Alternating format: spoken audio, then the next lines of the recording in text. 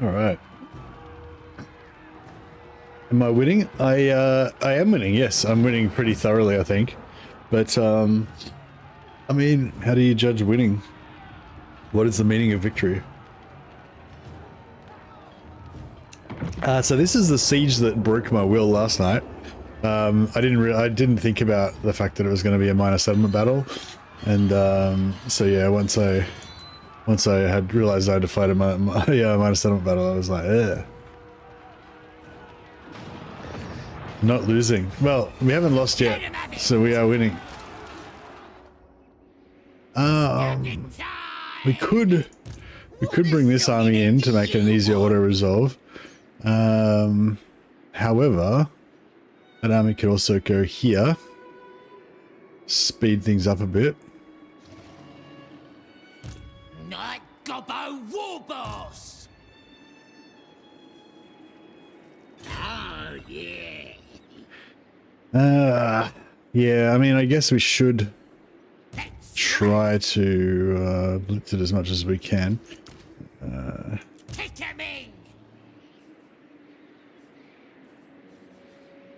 Can we merge these two together?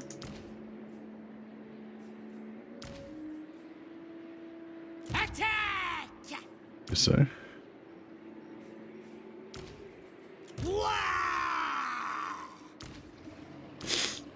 Kill him!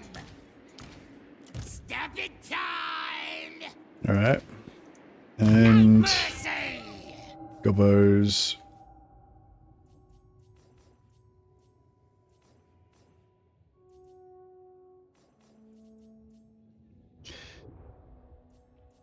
Kind of want to fight it. I kind of want to fight it in a way.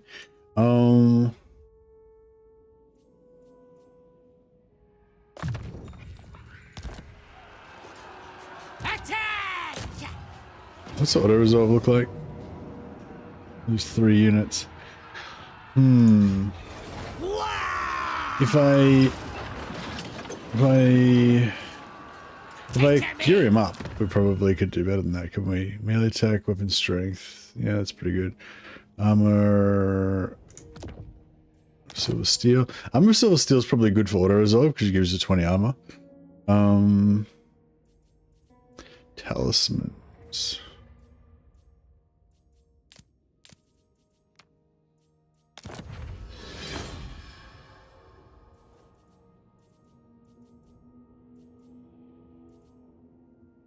How's the Luckstone and the Dawnstone both white items when this one's like just literally doubly as good?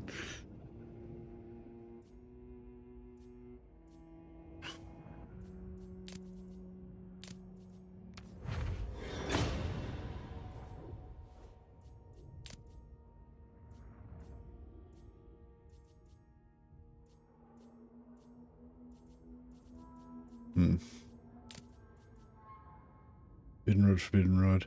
Yeah, we don't need all those forbidden rods. Lucky shrunken head. Nice. I don't know if does Terra do anything? Not sure if it does.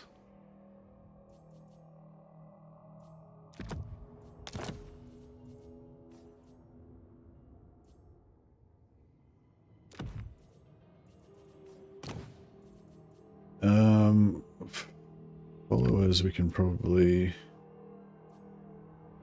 do something with.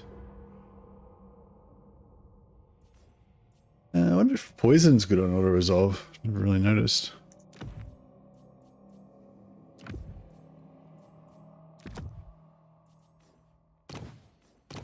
I don't think the banner of flame will do anything.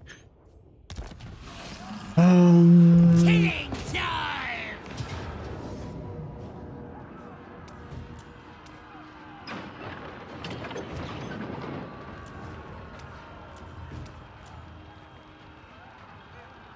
All right. What if we merge?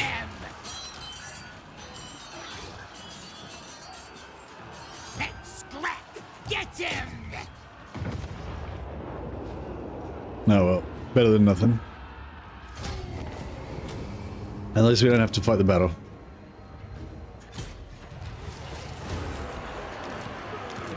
I just want to All right, all right. just want to end these guys as quickly as possible, basically. All right, we can get some more unbreakable skeleton front line.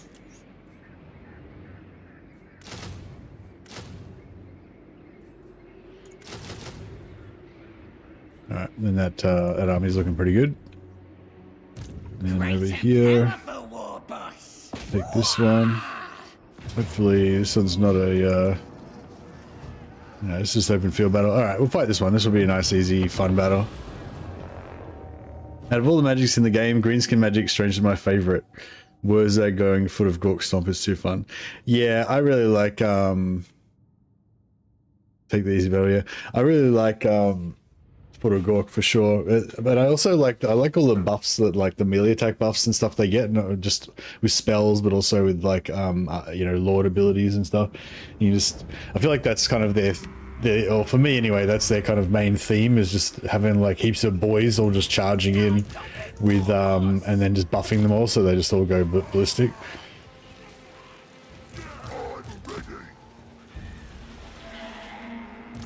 Mighty roller.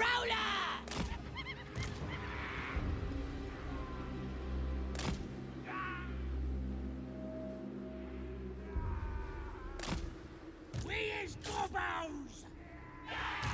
We is better than them.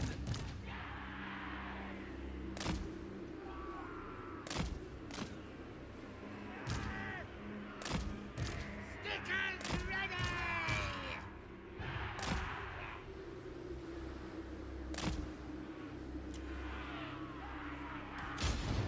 Spiky roller.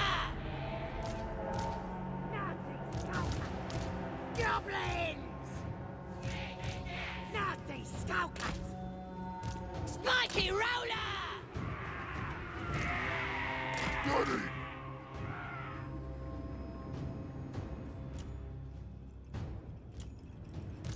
Goblins.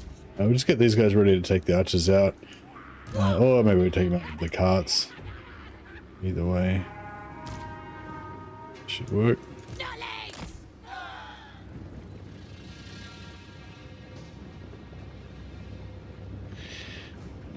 She got a big squig or a spider mount. Yeah, I mean, he's, I can't really remember actually using him in combat much, but yeah, actually, yeah, I've never really had any good fights with him, but I've never really tried to build him really tough, but you know, like many of the times I remember getting into fights in melee with Skarsnik while he was leveling with like non-optimal gear, you know, just incidental fights or whatever. Yeah, he's never really been that impressive, but I don't know, I mean, when I've gone up against him, like with the AI controlling him, like he's been a bit of a handful sometimes. So I don't know. Running. Let's get stabbing. Make it Goblins. Oh shit, Nasty skulkers. we're spotted.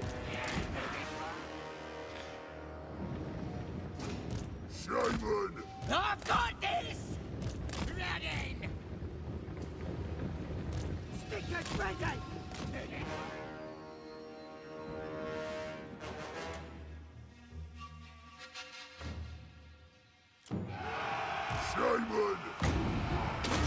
Pretty sure they're gonna dodge this, but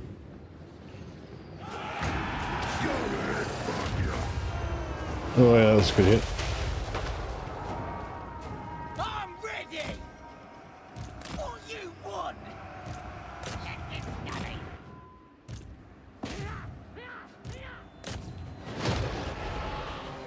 Gobbo war boss. Here we go! Make my spell strong! Feel the power! Spiky roller. Roll crush. Shaman! Feel the power! Kill 'em good! Nasty skulkers.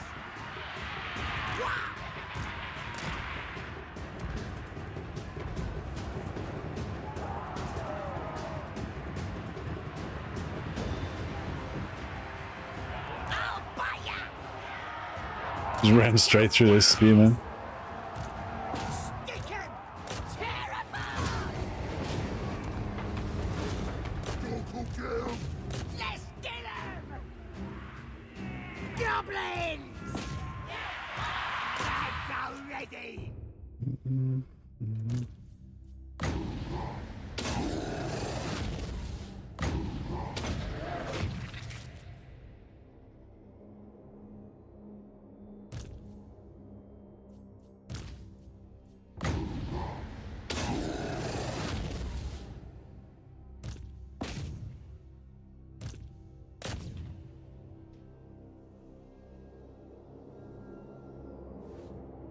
We don't really need to run them down. We the gobbos.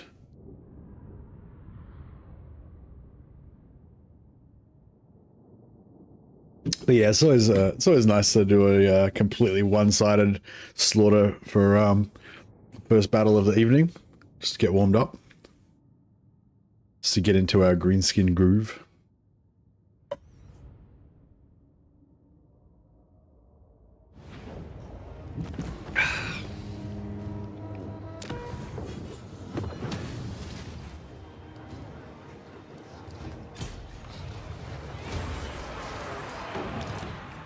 And oh, do we have a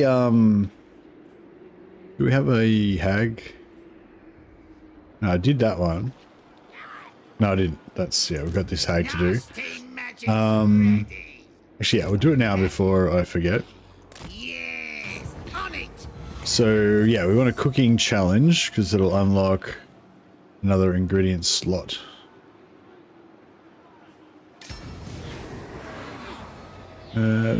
Something with mucky stuff. A dish what needs 3 things in it.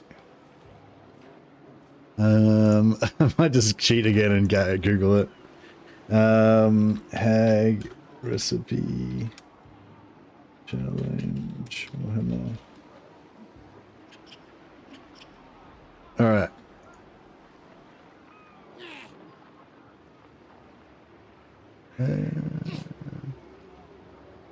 Oh yeah, something with mucky stuff. So it's going to be red plus orange plus stunty ale as the 3rd ingredients. Thanks to Kilth. Thanks, Kilth. All right. So we need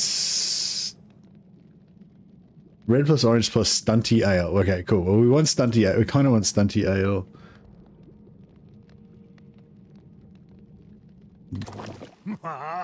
Anyway. And we want red plus orange. Okay, well, orange is cool. We'll just do our regeneration for the goblins. And red, oh yeah, -8 leadership's pretty solid. Or frenzy for goblins. But I suppose it's, yeah, I suppose the -8 leadership's good for everybody. Magnum pizza. That's not what we want. We want Bugman's battered ribs. It says this has to go in the 3rd ingredient slot, so maybe they mean down here. Oh yeah, Bugman's battered ribs, yeah, that's what they mean. So you need red and orange in the main slots to get Bugman's battered ribs, and then you put stunty ale in the 3rd slot. We get ammunition for artillery, and we get flash bombs for Grom. That's cool.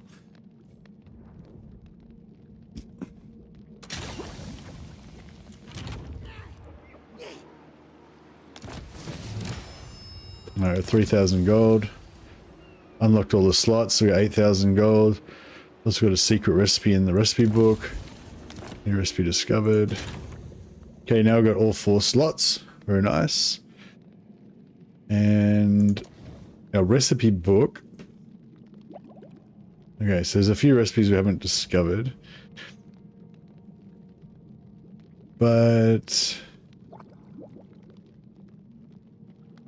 I feel like these ones we could probably unlock by just screwing around with different combinations. So Grom's Surf and Turf, Magnum Pizza, Bugman's Battered Ribs, Mork's Blood Pudding, Elven Foy Grass, Fried squirrel fish. So if you just put like different combos in.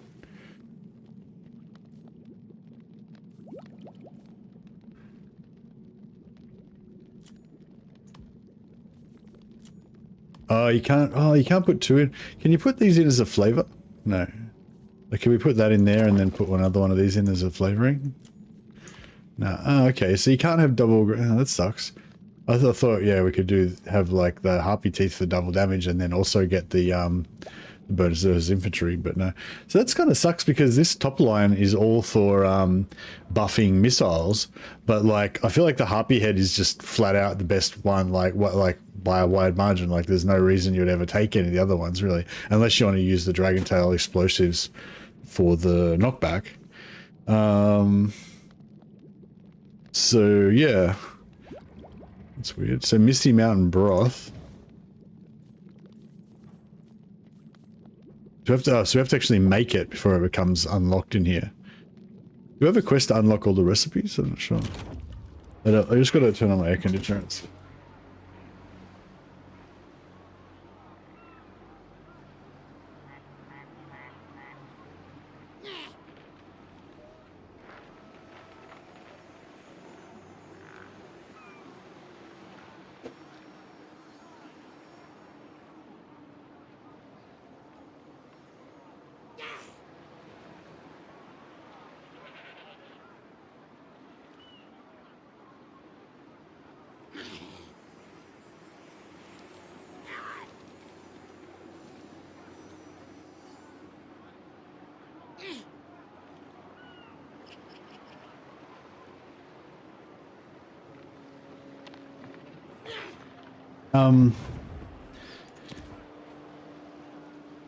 Knowledge of exotic flavors.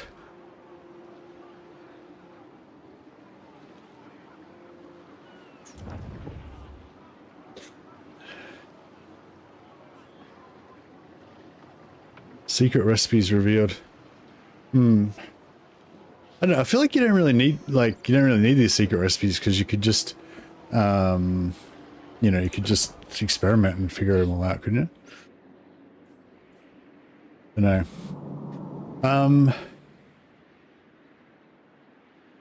If I get another challenge, will it give me a recipe? Like, can I unlock the recipes by challenges? I don't know if there's any others that I really need, but Boss of them night goblins. yeah, we'll get him next turn. Yeah, we'll try and quickly blitzkrieg the rest of. Oh yeah. It looks like he can't make it to that one. Night gobbo But he can. boss.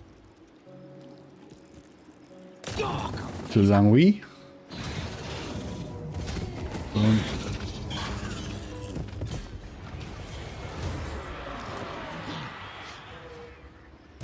War boss in it.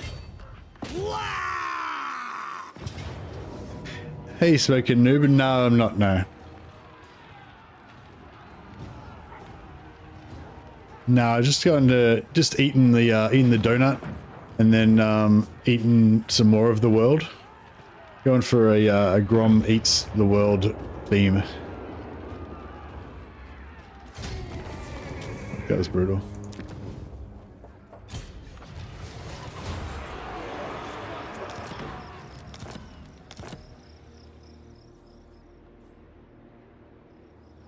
Night gobbo war boss. Yeah, no, I did. Last campaign, I think I did a no defeat campaign just to try it out. I just went to a short campaign victory, and it was. I mean, it was sort of fun to do it for something different, but it wasn't like fun enough that I wanted to play all my campaigns no defeat or anything.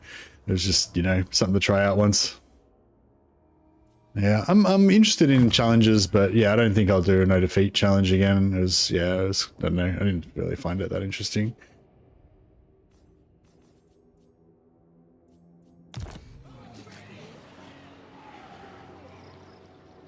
I like the kind of I don't know, extra stress, like, you know, like the turns are a bit more like the actions that you take are kind of more meaningful because it's sort of like sudden death. You know, if you lose a battle, you just instantly lose. So it's kind of cool in that way that it makes it a little bit more exciting. But I feel like potentially we could find another challenge that would give us that same excitement without The tribe's ready. limiting you so much, you know, like limiting like what you can do in the game so much. Yeah, so we're gonna hold this for a few turns. Gonna have to fight them off next turn. That's okay. Here, I don't mind if these guys ransack all our shit as long as Marathi, as long as they don't occupy it and then Marathi takes it back, because the whole point of this is to try to occupy trade back from Moonshard. Because I want to get Marathi up here to guard my north, and then still maintain my control of this settlement down here. That's the plan. Fine. Yeah, I think that's why I like Empire campaigns, because they're kind of, it's, at least at the start, they're really just hectic anyway. Like even without playing, like you don't have to play This Is Total War or No Defeat or anything. It's just like fun, you know, fun and scary, just normal, like the Empire campaigns, I feel like. I guess there's a bit of variety there. Sometimes it's easier than others, but yeah. All right, we'll move down here and we'll, actually, no, we'll move in here. I'm special. We'll switch out the Lord for this bad boy.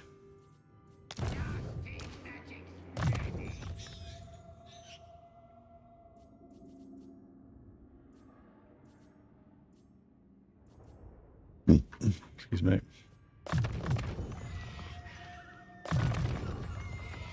And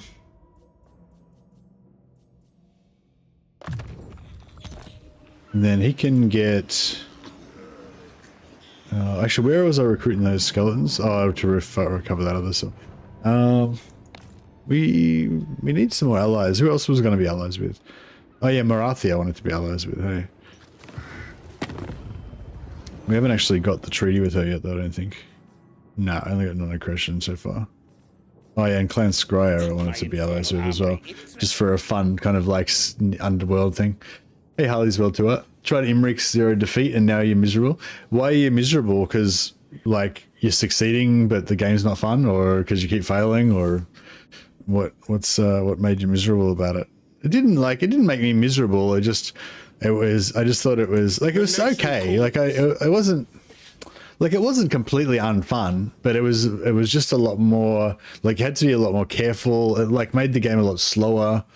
And it just annoyed me because there's like strategies that I couldn't use. Like I quite like to use empty settlements as bait to so I'll leave a settlement with a weak garrison there and then get the enemy to commit their army to take it, and then they're stuck inside the settlement because they occupy it, and then I counterattack with my armies and destroy them. So it just, you know, like there's just little things like that where I just kept being annoyed because I couldn't use strategies that I normally like to use.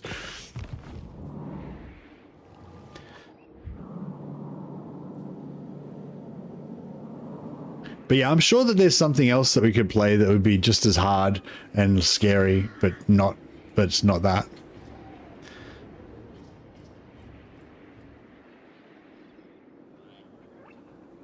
What happened to the wood elves that declared war on me? Yeah. I don't know. They evaporated. I don't know who they are. They've got an army here. There's the sisters there. Well, I'm about to have a showdown with them when I hit end turn, actually.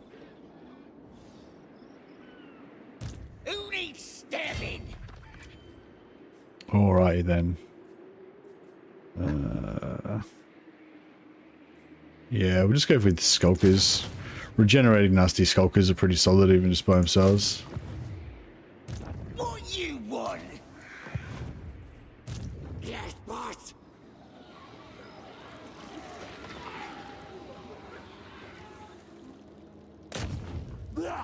You're the boss.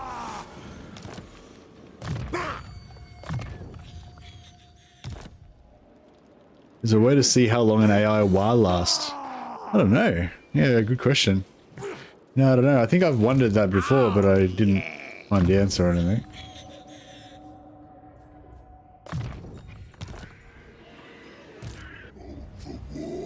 Oh, for war. Alright, keep practicing this on these wood elves. Might annoy them, but that's alright. More enemies to fight. Surrounded by too many enemies, felt difficult to expand territory, so campaign just felt like a crawl. Also didn't confederate Calidor, which in hindsight was probably a big mistake. Yeah, yeah, that's like, yeah, that was what I felt like as well. Like with the Malice campaign I played, like I kept like going back and forth. Like instead of like starting off somewhere and just blitzing in one direction and crushing everything, you know, I kept like going over here. But oh no, I might lose the settlement over there, so I have to go back there and then go back here and then go back there. And like I spent like the first 30 turns just fucking around and like basically getting nothing done apart from just avoiding a no defeat. Whereas it would have been heaps better to just let a few minor settlements get taken and just crush the other direction. You know, like another strategy I like to do is if you're up against a pretty strong force and you can't defend all your territory, you just don't defend. You just take their shit faster than they can take yours, and then you end up winning because the AI is not as, you know, quick and efficient at blitzing than you are. So yeah, it's just, yeah, like, yeah, I don't know. The whole no defeat thing, just, it's a cool challenge if you want to challenge yourself, but yeah, not my most fun way to play.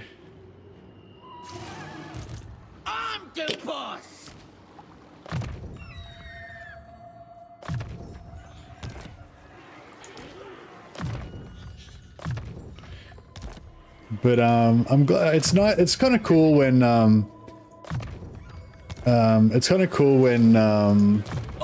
something new like that kind of comes up in the community. Like, cause I think it's because Legend's done a bunch of no defeat campaigns that everyone like has gotten interested in them, and yeah, I think that's a really cool thing like that.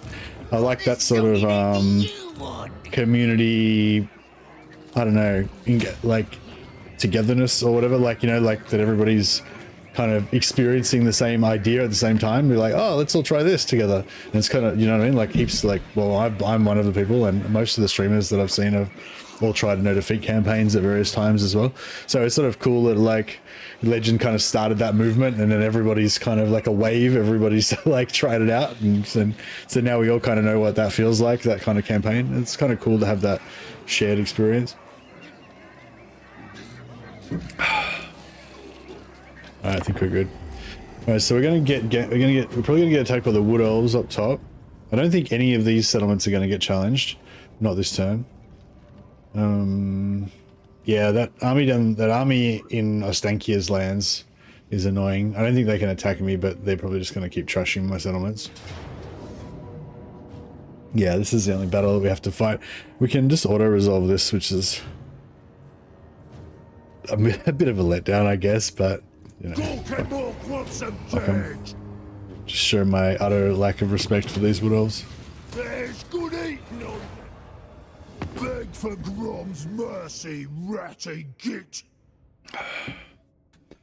But yeah, I wouldn't mind playing some sort of a challenge sort of campaign that was really hard. But the best ones for me are ones that are like really hard, but also have like a really strong like idea, like a storyline, I guess, like a reason why, you know, like rather than it just being like for no reason, just an arbitrary challenge. Like, I don't know, like just say it was like the dwarves, you know, the gunpowder, all the gunpowder got tainted by warp dust from a Skaven plot or something, and you weren't allowed to use any gunpowder for the campaign or something, or I don't know, like, I don't know, that's a shit example, but I don't know, something like that.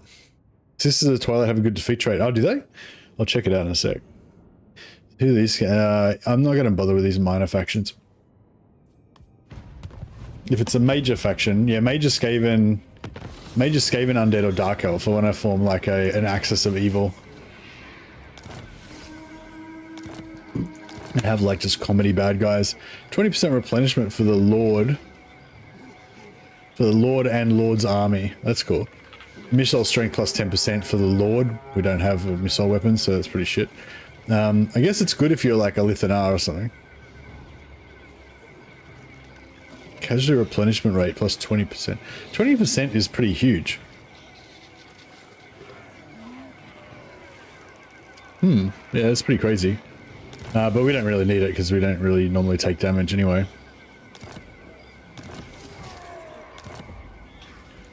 See, the hag came back after 1 turn this time around. Maybe they changed it in Warhammer 3 and it's now like the hag just comes randomly between 1 and 3 turns or something. I wonder if it's still, I wonder if you still have to make a recipe or not. Because like it used to be you had to make a recipe and the hag would come back like 2 turns later. But I don't know what's going on now. Seems just random. Unless she's coming now like 2 turns after the time that I made a recipe 2 turns ago, not the one that I just made last turn. You know, I don't know. 20% of the whole armor. Yeah, it's pretty cool, isn't it? But yeah, because we get post-battle replenishment. This army doesn't even have that, and we've already got like nearly 50% replenishment just from the hags. I'm the boss. I suppose it's cool though, because it means you don't need a hag.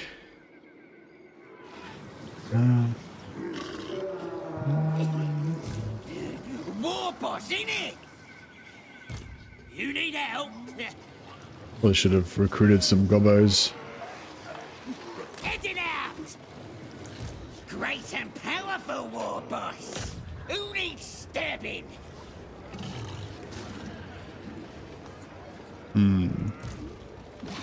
Killing time.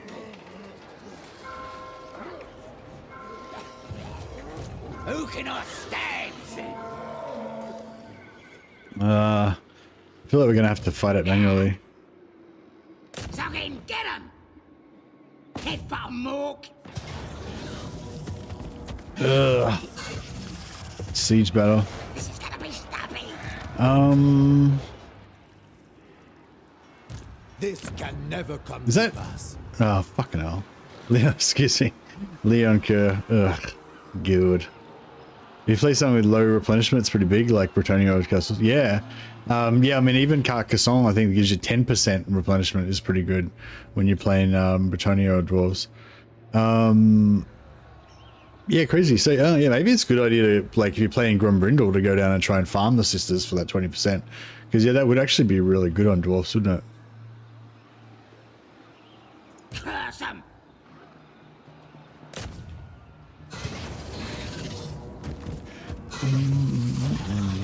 Bring the bad moon. By all that I hold dear, no. Time to fight! Yeah, I might give him the perfect vigor.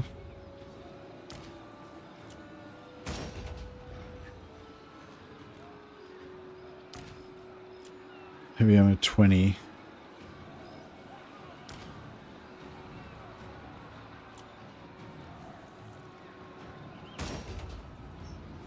Alright, we'll give this a try.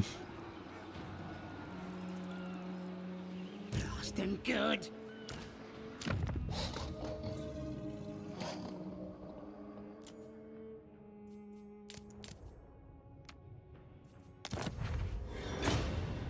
Some of Discord's nice. Fortune. Oh, Gork. Talisman. We get Talisman Preservation. And I don't know if I should go for Helmet Discord or not.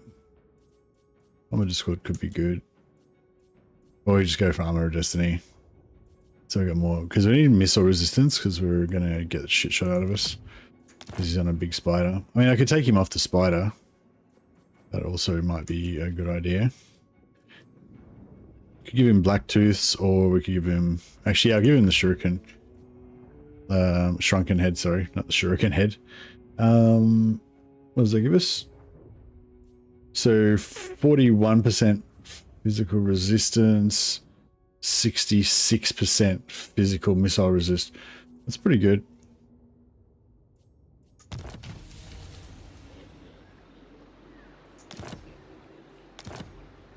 I know, I can't really take him off the giant spider. That would be immoral, wouldn't it?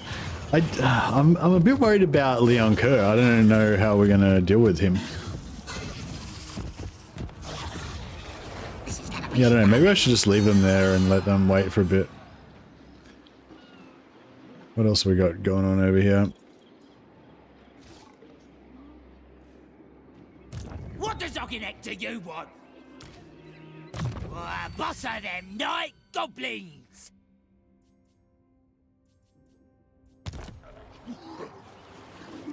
Great and powerful war boss! Gobbo war boss! Crap. Let's scrap! Have we got any... TM! Let him have it!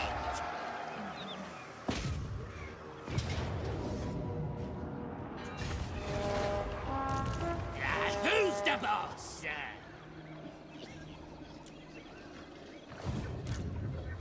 Running!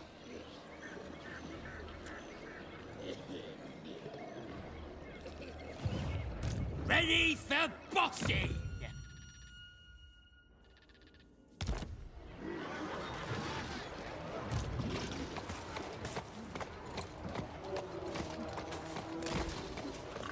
Right. Crap, no siege attackers.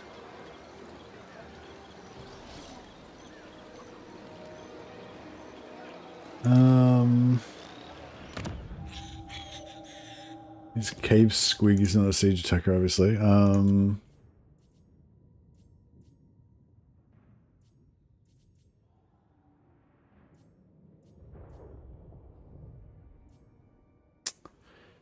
Crap, I should have kept that, legendary Goblin Great Shaman in reserve because it's got a spider.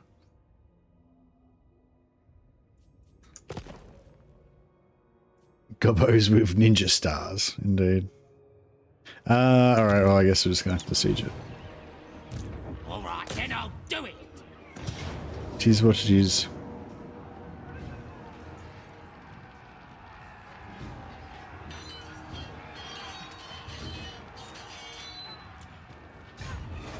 No mercy!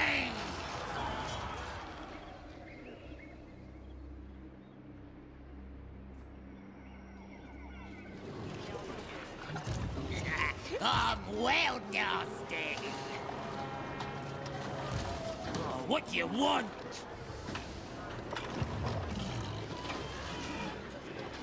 Night Gobbo War Boss! Oh, I'm the best! Let's scrap!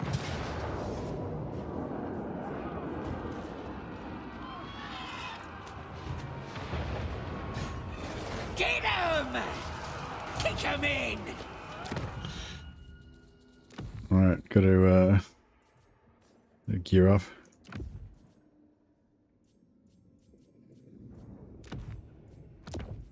Actually, that doesn't do anything, does it?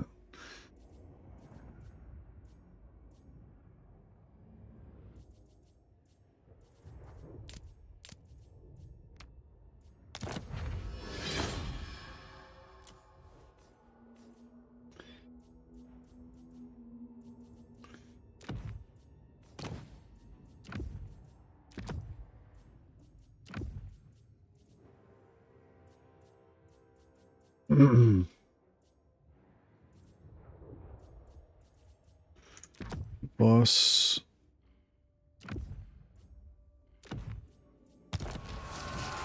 Yeah, we've got so many characters here we can gear up. This will probably tip the balance.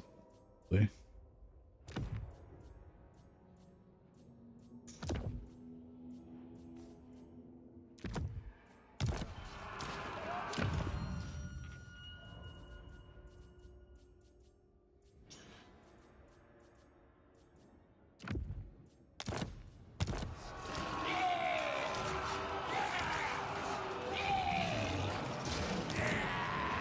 Who can I stage?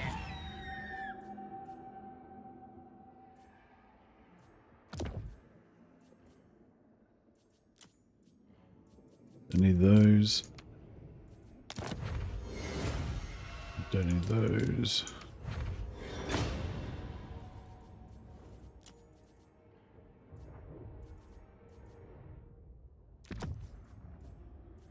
Talisman.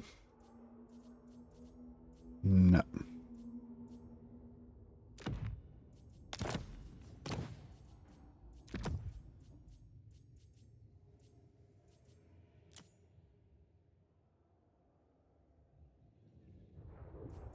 Boss Swindler. What was the other one?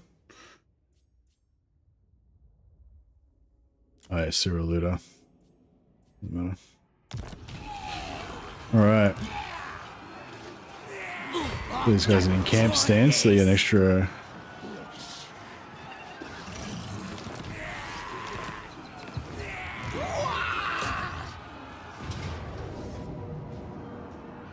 Alright, what are we looking like now?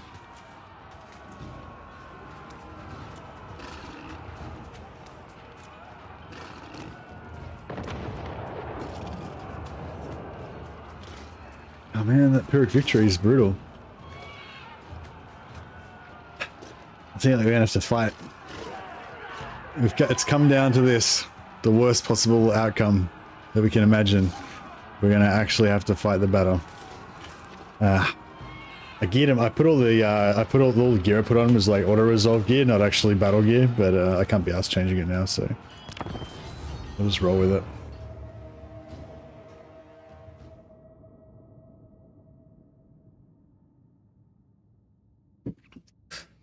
Might be, we'll see how we go. If I'm not too tired, we might do a second session later, and might do a bit of Mordheim if anyone's interested. Yeah, I'm kind of getting inspired about getting my Caribou greatswords and leveling up a little bit, and then trying to do the Empire Mercs story missions. So there's a few special story missions that you can do, which are cool because you can get some really good rewards out of them. But yeah, I've heard they're pretty dangerous. I can't even remember, like I've done one or two of them, I think, maybe with vampires, but it was so long ago I can't even remember what it was like now, but I've heard that they're pretty tough. Man, this battle's not going to be much fun. We do have a troll stack though, so it won't be too bad.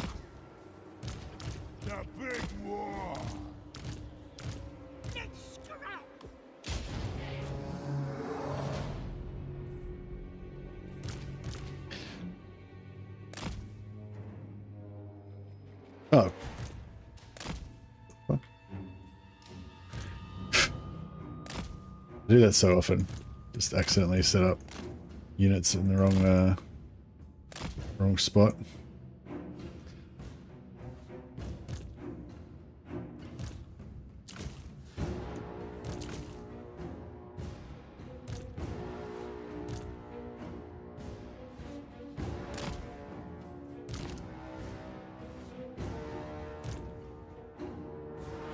These guys can all crawl over the walls there undetected if they need to.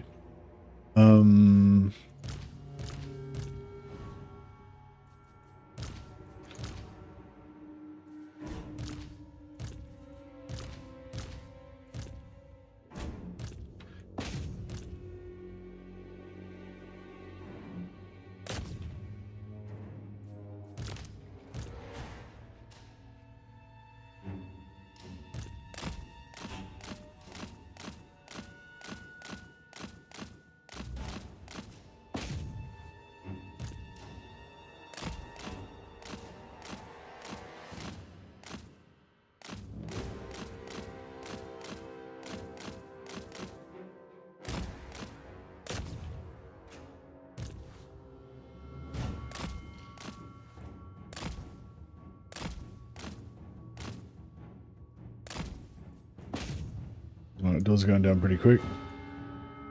Once we've got their attention there, we'll get these guys to go over the wall, and then we'll bring everybody else up.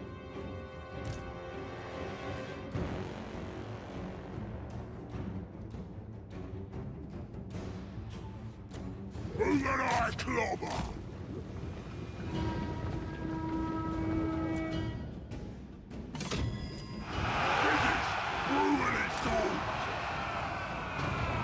Get clobbering!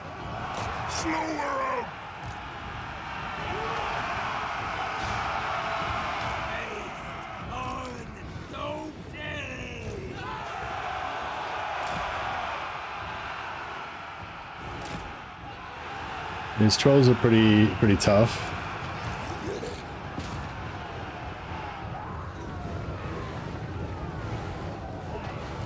War! Ready for war! So yeah, despite what the auto resolve said, I think we're gonna this little blob can probably just roll around like a big death ball and kill everyone without needing any strategy actually.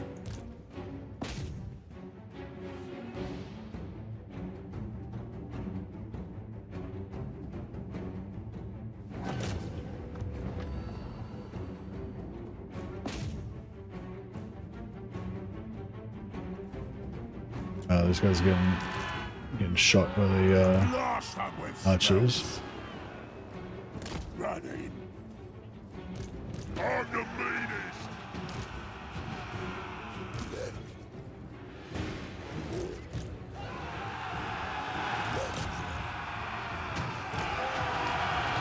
Biggest, brutally storm.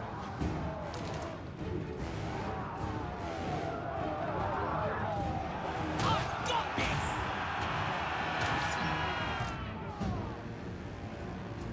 Gork's foot for them. Gork's foot for them.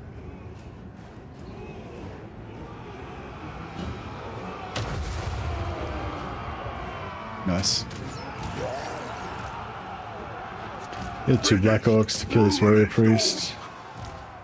Night Goblin War Boss! I'm ready! Yeah, smash them faster. 24 plus 24 melee attack. The whole group. Check out my weapons.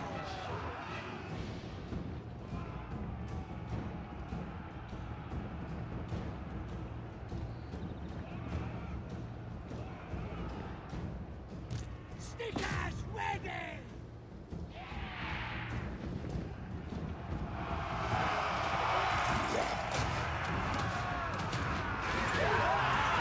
Well, that warrior priest is still going. Fights in his lives.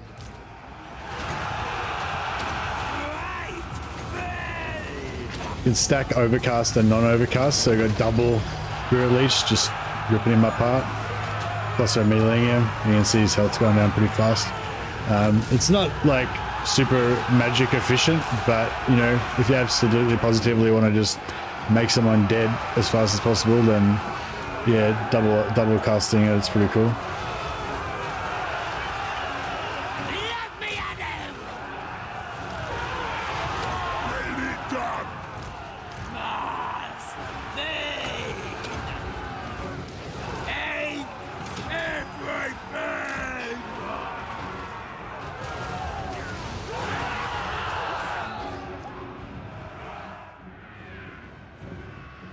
Nasty skulkers! That's good!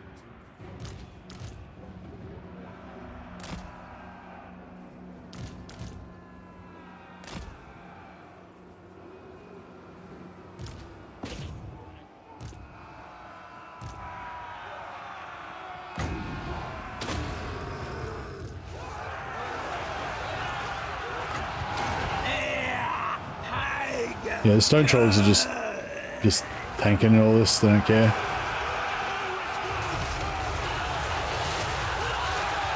It's a little bit of a vomit on those guys. Didn't really do that much.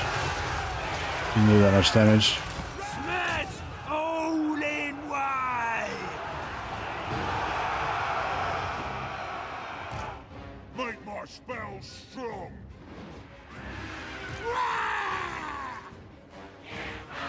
Let's do this!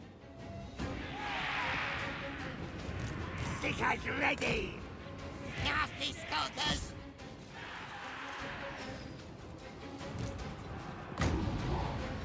Gonna headbutt ya. Yeah, and I missed.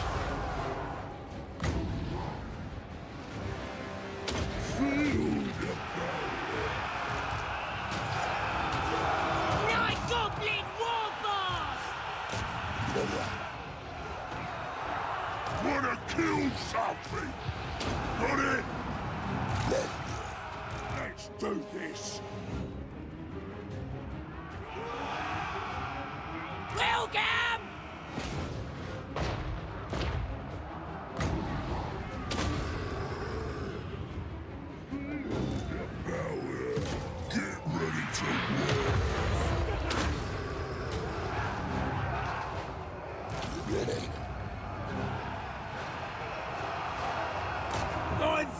Yeah, I might just get back over here. Night Goblin Warboss! Bring me courier! Spiky Roller! Fight for more! Running! Stab up! How good are the hags in melee? Not particularly. They've got regeneration though, so as long as they don't take too much damage in a short period of time, they can heal it back up again. But yeah, you got to kind of limit the amount of damage that they take. Warboss!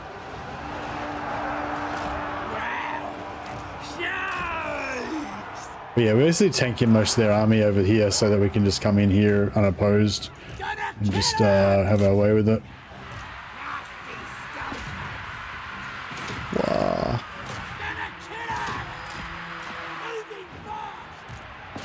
Smash 'em up! Mate!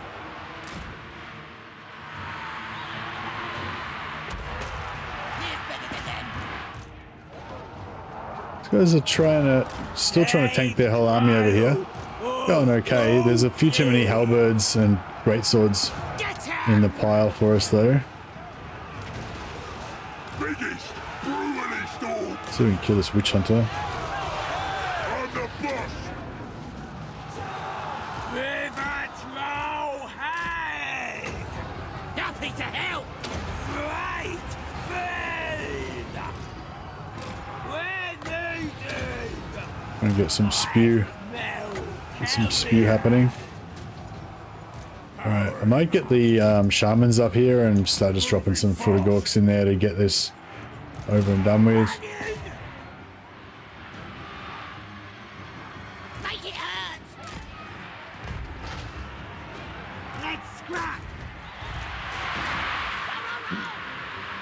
Orcs do not have healing magic, no. Moving fast! Nasty skulkers!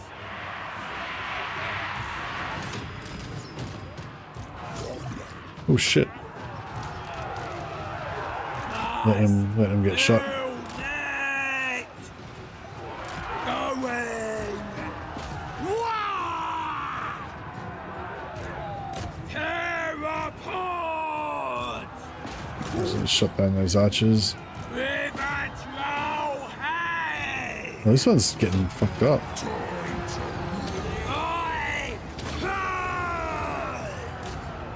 We'll try and keep that one alive. How did they not rout? They're like right on the border.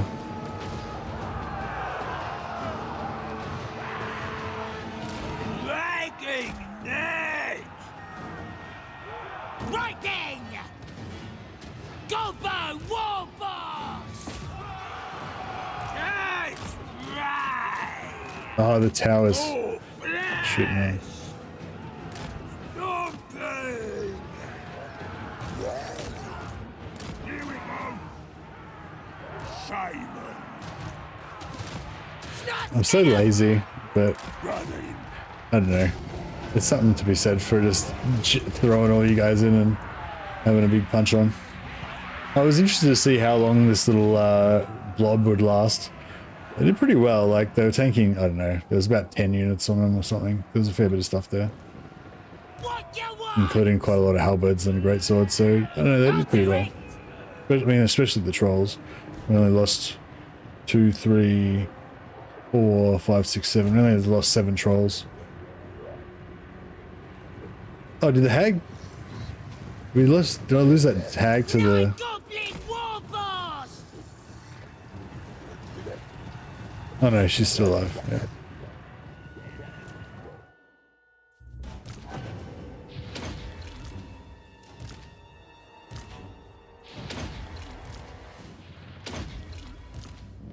Now healing magic is just shit tons of healing potions and regeneration on the hags. Gets the job done.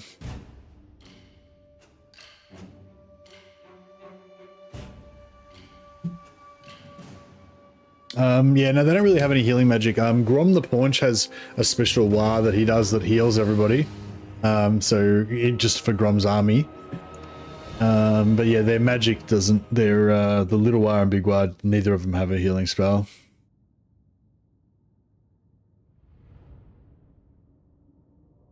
I don't know if there might be any other healing in their skill trees or special item abilities or anything. I can't think of anything apart from GROM'S war ability.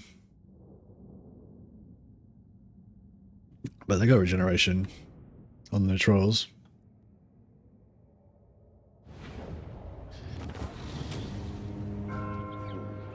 Not bad.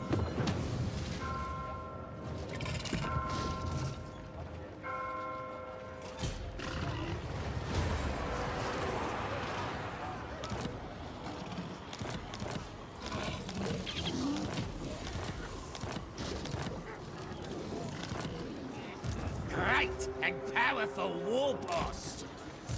Oh, I'm gonna enjoy this. Oh, we lost one of our pump wagons. Oh well. So it goes.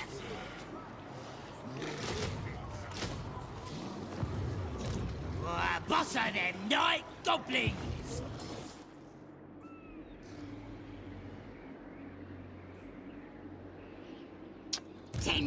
Man, I really don't want to fight this battle.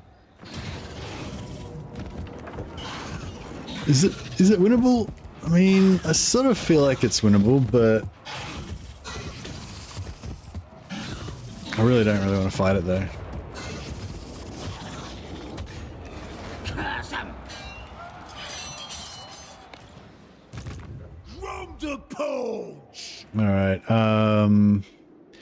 So yeah, so we ordered that army to death. Who should we zap? As you get sworn, they're dead meat!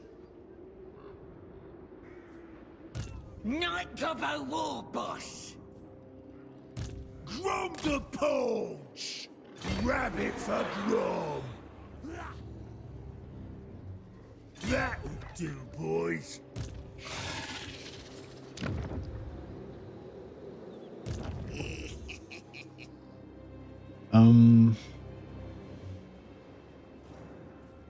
Nasty magic's ready. Anything you say.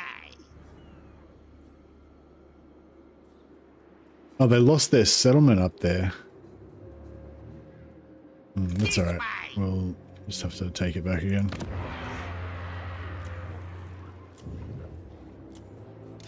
I'm special. The tribe's ready. That works.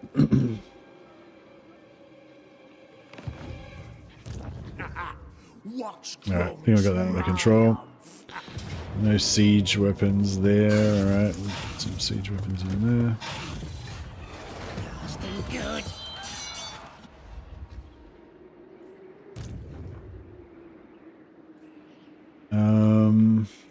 An impossible path.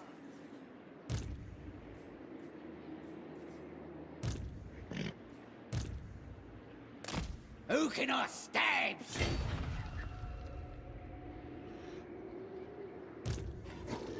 I'll clean that up. Yeah, hopefully this doesn't get put up to tier 3, that would suck. Now they'll see. This guy... I don't even know why I've got this guy here. Oh, he was just there to do the hag motion, yep. Got to disband him. Did we get another hag? No, we didn't get another hag this turn, did we? Oh, yep. There she is. Who's the boss?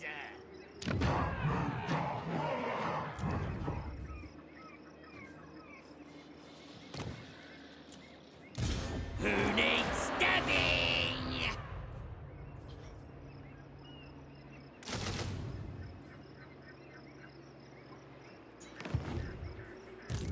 Says what? And do we need... underway. Bit of spying. Perhaps.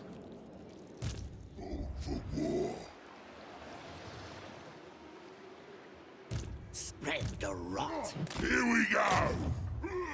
On the wrecking ball. Leading from the front.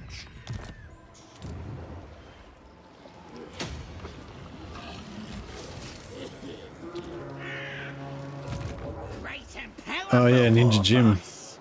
The troll hammer. I suppose I might help. Don't think we need to fight this surely. Medium. I feel like it says medium. I feel like we could fight this and lose like nothing. Yeah, let's just do that. What's the point of having a troll doomstack if you don't occasionally take it out to mash up some enemy armies?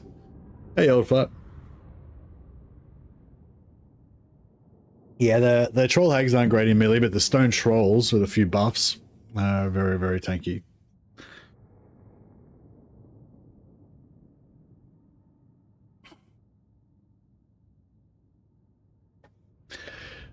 But yeah, I feel like yeah, I want to take my great swords with the escorting my warrior priest hero into the Mordheim story quests, but I feel like I need to build either the warrior priest or the Sister Superior as like a proper melee resist tank. I think the Sister Superior can be an okay melee resist tank. You can give her 9 awareness and get 9 what do you call it, perception or whatever, and give her awareness. Not, you know, she won't be perfect, but should be pretty good. So that way, if we need a tank, we can have her in the front line, have a priest behind her healing her, and then the rest of our valiant greatswords just getting wrecked, selling their lives dearly. Suppose.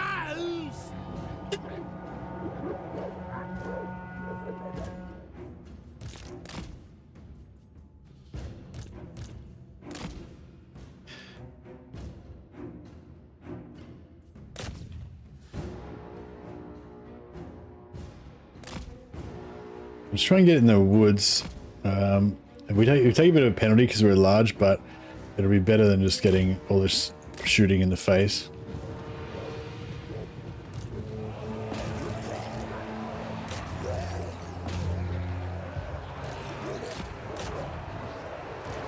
Doing what? Running. Doing what? Kill him. Running. Doing what? Stabbing time. They're trying to pin my hero. Doing what? Running. Those large units are pretty hard to get out from. Night Goblin War Boss.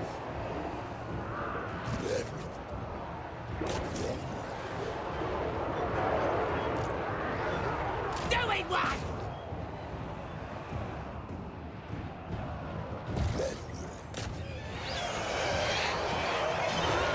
No mercy. Haven't lost any entities yet. Trolls are all doing pretty well.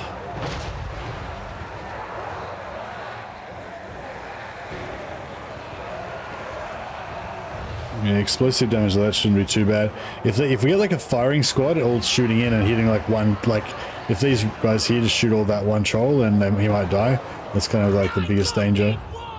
But hopefully if we stay together and kind of make it just a bit of a blob so they can't really target individuals too easily, we shouldn't really lose anything.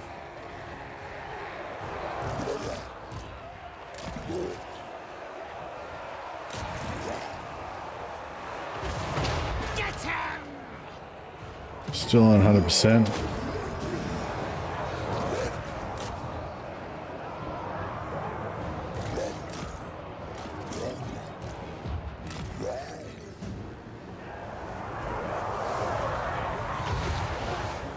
Still haven't lost an entity yet.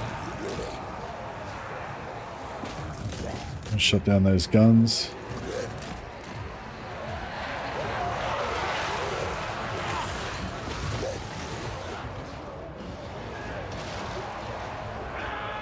I've got this!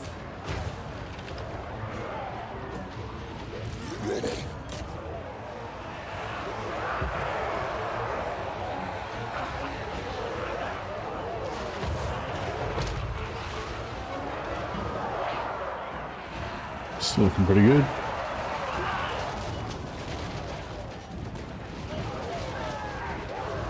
Yeah, that's not very accurate, that fire, so it's not really doing much.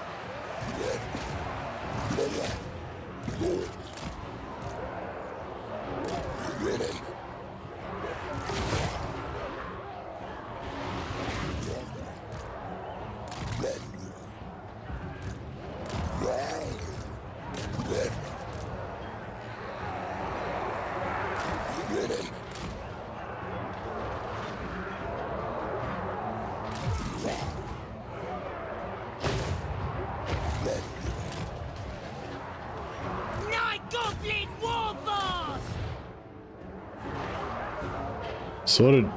Oh, we lost one. We lost one troll. He'll be missed.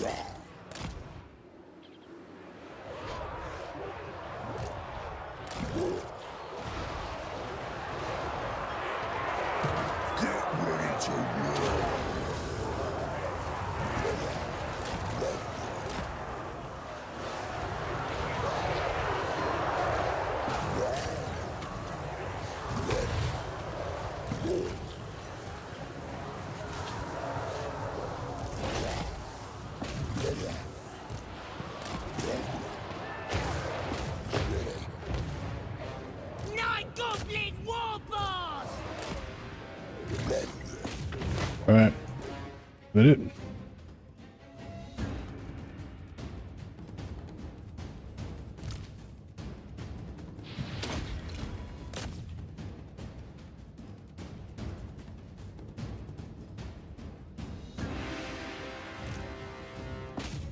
Noctilus is not going to go down.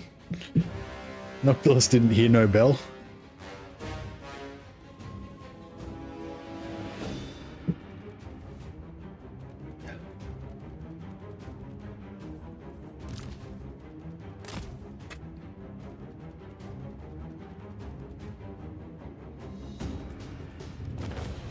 All right.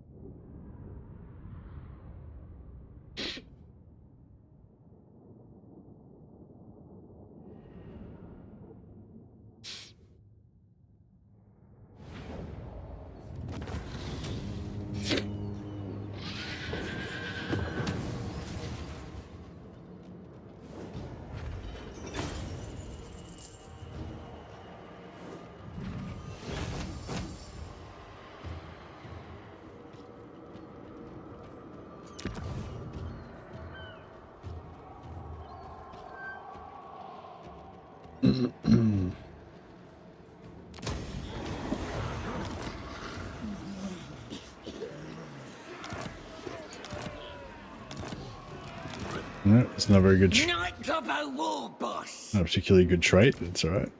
Who can I stab? Big lads. We don't really need anything else, but we do want the gold chevron. Missile resistance. Yeah, missile resistance is a big deal for trolls. And then yeah, the other extras would be good too. So yeah, so we'll head towards that. Who needs stabbing? Hey, Bad Miracles. How you going, buddy? Been super generous as usual. Much appreciated.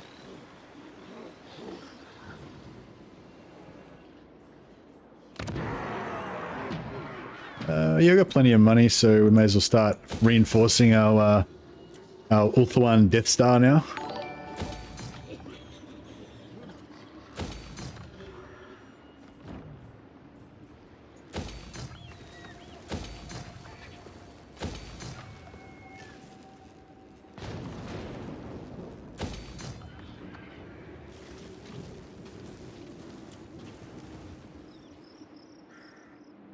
Got troll hags.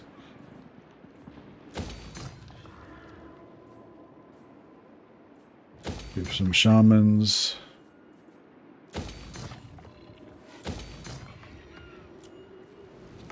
Trying to spend like all my money. Tordranil. Shrine of Cain. I guess Shrine of Cain is a bit more defensible.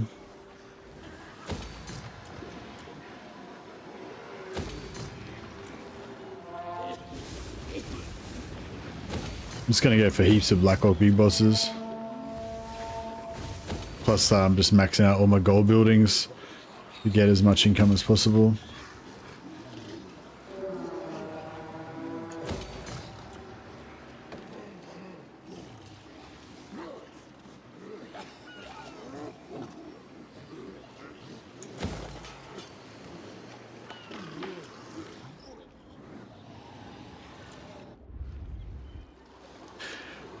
Montfort I'm just going to sell.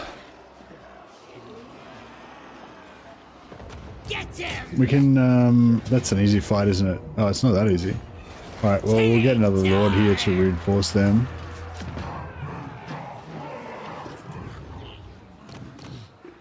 Mushroom Addicted is not bad.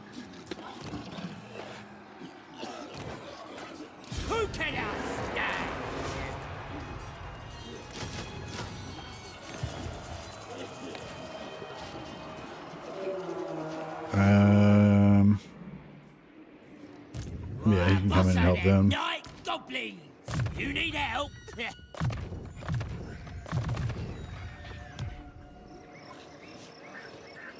Yeah, I'm gonna get that on the way through. Yeah, I actually can't really remember what happens after you after you've done all of the unlocked all of the slots for the hag. I'm guessing maybe we get the opportunity to get secret recipes from or something. I'm not sure. Defensive alliance, yeah, all right.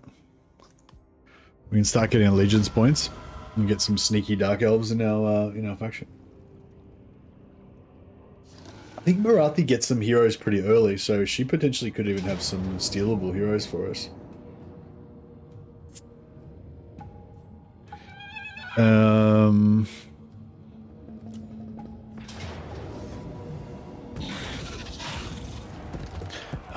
You know, screw it. If he wants to sally out and get wrecked, then let's do it.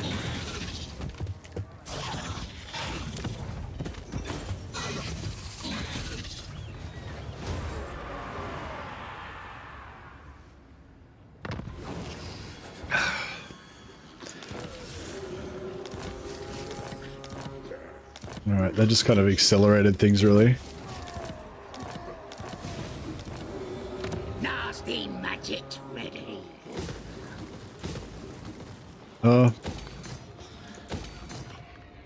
Where's so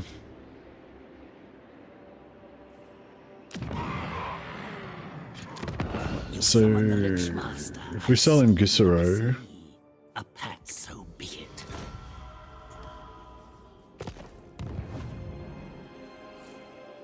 and then All right. this guy in here. Ooh, I'm gonna enjoy this. Take that. I reckon minus 10k now.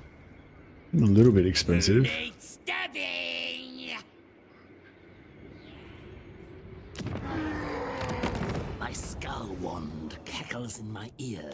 It tells me you have a proposition, yes? Yes.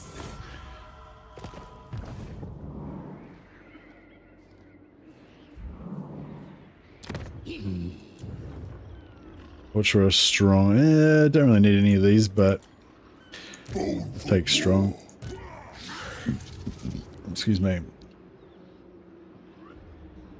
Alright, we'll get rid of... Oh, is this Greenskin also... okay.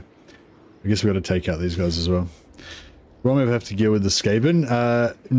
Oh, sorry, yeah, sorry. Where you start off here, then, yeah, Ikat Claw's just over here, yeah. So you will need to either make an alliance with him or wipe him out. But yeah, I mean, I feel like it's easier to make an alliance with him because he's kind of on the other side of this rock and, well, I mean, I don't know, it just depends what you want to do with your campaign, you know? If you're trying to expand everywhere in all directions, then you don't really want to make an alliance with anybody, because you're going to just kill him anyway. But if you want to make your life a bit easier, you know, you could ally with him so you don't have to worry about this direction, at least at the start, and then just take over all of Bretonnia, consolidate that, and then you can either invade Ulthuan like I did, or go into the Empire or whatever. Yeah, or like what I chose to do is not even worry about consolidating Bretonnia, just give that to Kemla and just invade Ulthuan, which I can't remember how hard it was now. I don't think it was that hard. I mean, I suppose when you're recommending strategies, you should try and recommend stuff that's just like 100% success, like it'll always work for everybody. It's idiot proof kind of thing. So yeah, so maybe invading Ulthuan early is not like going to work really well in every time, but it worked okay for me in this campaign. Like, you know, I invaded Ulthuan on turn 15 or something, I think, or yeah, somewhere around turn 10 to 15.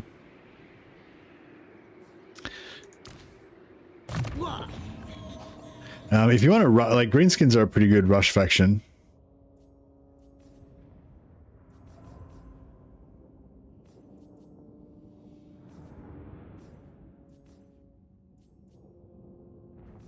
Yeah, I think we're going to go for some blue line now.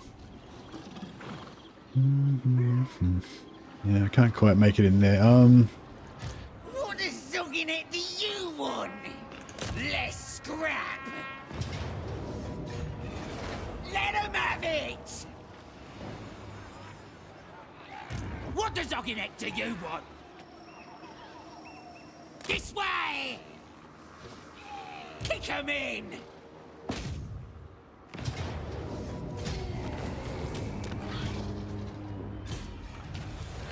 Yeah, so I think I'm going to wipe out all of our enemies around here, and then we'll sell.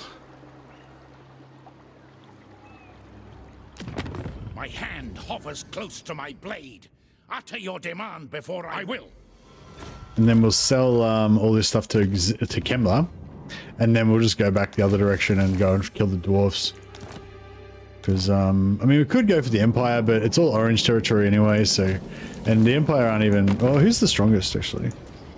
Oh, Nagaron's the strongest, and Reikland's the second strongest. Okay, well maybe we should attack the dwarf. Maybe we should go after Empire. I was gonna make Belegar my nemesis, but yeah, now that we're here, maybe we should make Reikland our nemesis. I mean, we're already halfway through. We're already halfway towards invading Reikland, so we may as well just keep going, I guess. It doesn't look like vampires are rank 1. Who do you reckon rank 1 is? Not Nagaron, obviously. Who do we not have vision on that usually gets big? Is it someone that we're likely to run into? I mean, we're ranked number 2, but there's somebody's ranked number 1.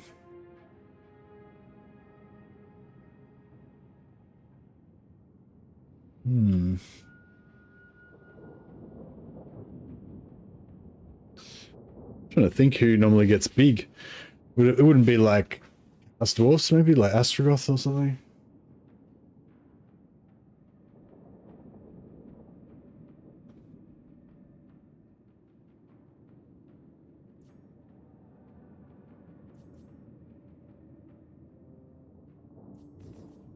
Don't know.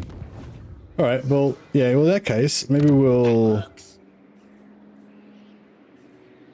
hold on to Corone. Who should we zap?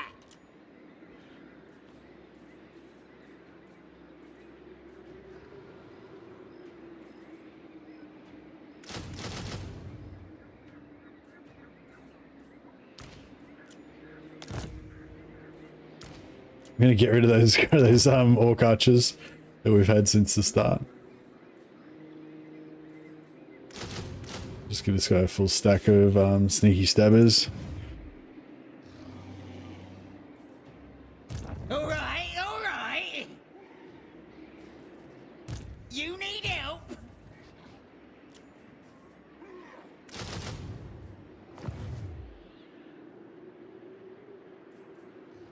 Oh, I forgot to.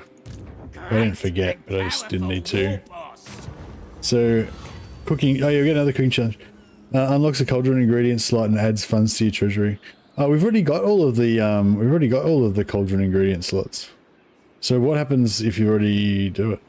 Maybe the food merchant cooks a random recipe. I wonder if that means that you can get a random, like I wonder if that's how you unlock the recipes.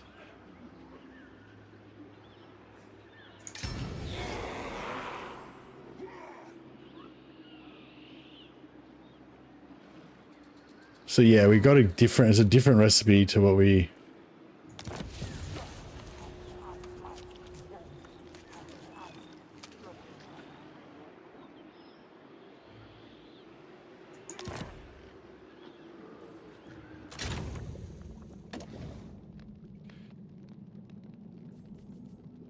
So 5, 6, 7, 8. So we've got 8 more recipes to find. But also we've got 1, 2, 3 recipes that we haven't cooked yet.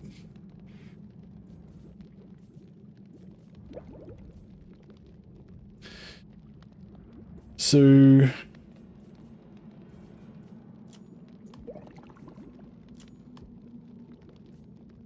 we're green blue with spider egg yolk in the other slot.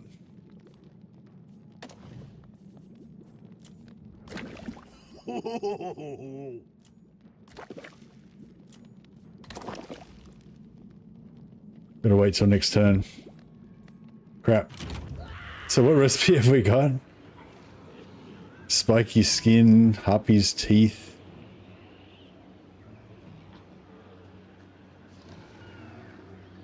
Physical resistance. Okay. So we're just gonna have like random. I should just do that every turn. Just have like random recipes every turn. Oh, so I wonder if that like will, like I wonder if if we choose the hag's recipes every time, I wonder if she'll always cook a recipe that we haven't got, because that one she just did then I think was a recipe that we didn't have before.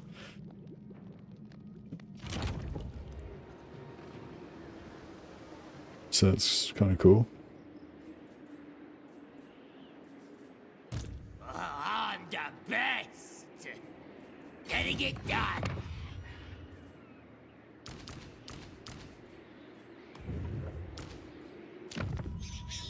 Keep him in reserve, cut down our costs a little bit, ever so slightly. We took this. Like Gobbo Warboss. Yeah, no, we'll sell that. We'll sell that to Kemler. Gobbo Warboss. Warboss in it.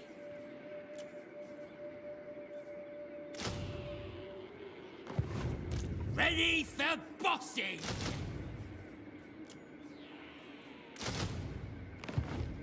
I love how cheap the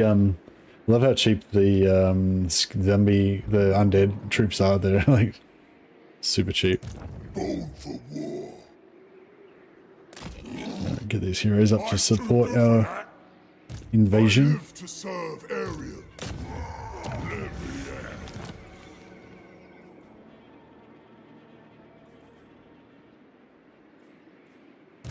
Born for war. Now they'll see.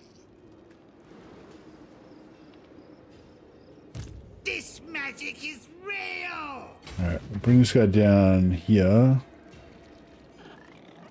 Underway.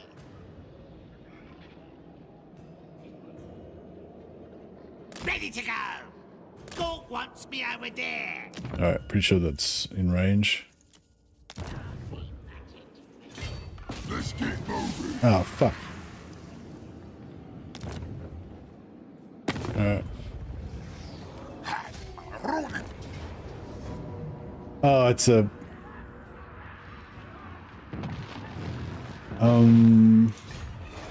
Kill everything. It's a walled siege. It's a walled siege as well. What a pain in the ass. Ready. What level is he? Level 20. So he's got a spider mount.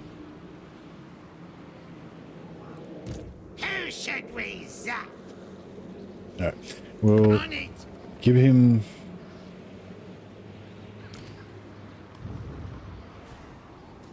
Oh, yes.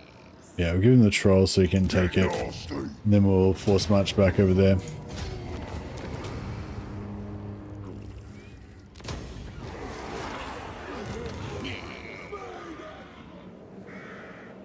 I'll get there. Just to make sure they An can't impossible path. sneak in and take this off us. Start the wall. And there should be an army floating around down here as well, right? Nine goblins. Faster than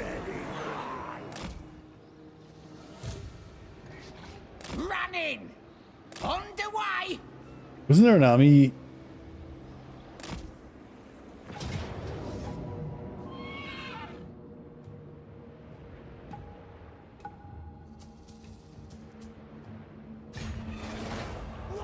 Cool.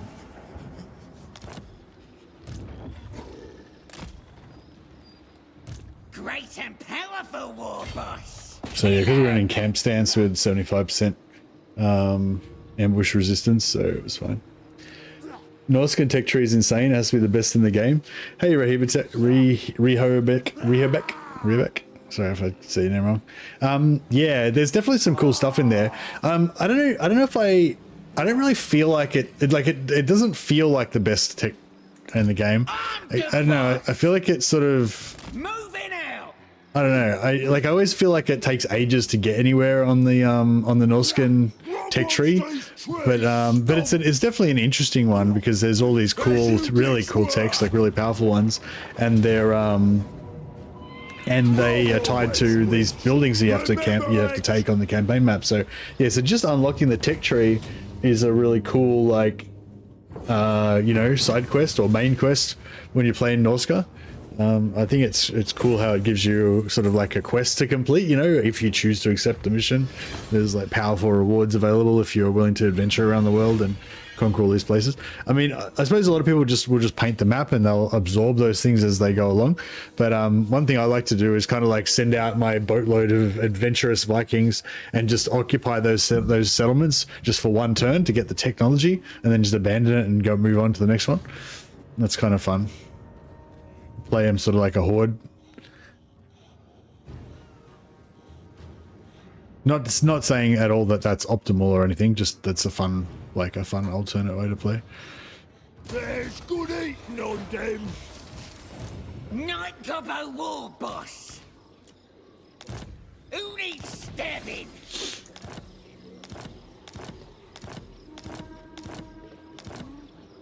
Grom the Pulse. Man, look at this army that we've got with Grom. It's just been the same crappy army the whole time, but it's just been, you know, the buffs have just made it so strong that I've never needed to actually upgrade from like his basic goblins and basic goblin archers, and these are all the starting units basically. They just had right at the start, plus some crappy goblins. Pretty cool. Whole world's gonna be Grom's. I don't know if I should switch in some skulkers or Grom not. knows the score. I think these guys have pretty much got that handled. I guess Grom should go and invade. Grom should probably go and invade the old world. Is there any sea treasures we can grab on the way? We could go down and farm you and Bo.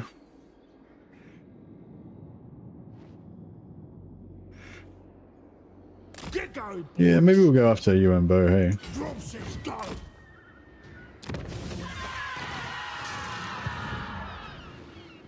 What is it you see? I am most intrigued to hear.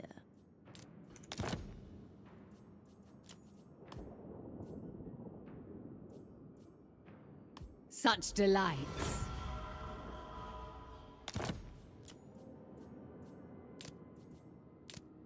Yeah, so I'm trying to get the moon shard, but I got to build it up a bit more. Oh, we got it. It's weird. I wonder why they dropped that.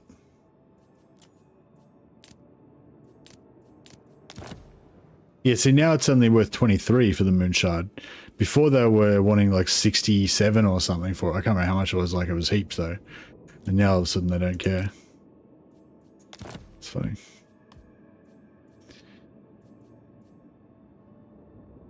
Immediately. All right, cool. So we got our whole province back, and we've crippled the Wood Elves, and now the and now Marathi's got the north here. So hopefully she'll keep Nagaroth off our back for a while. Leave him there to guard the Witchwood. A discordant song. Are they at war? Oh, they're not even at war. That works. Gork, send me to battle. Now's the time. Boss of them night goblins. More conquest tomorrow.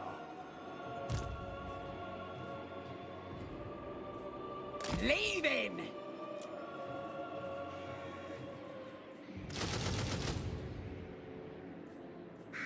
Oh, I'm going to enjoy this.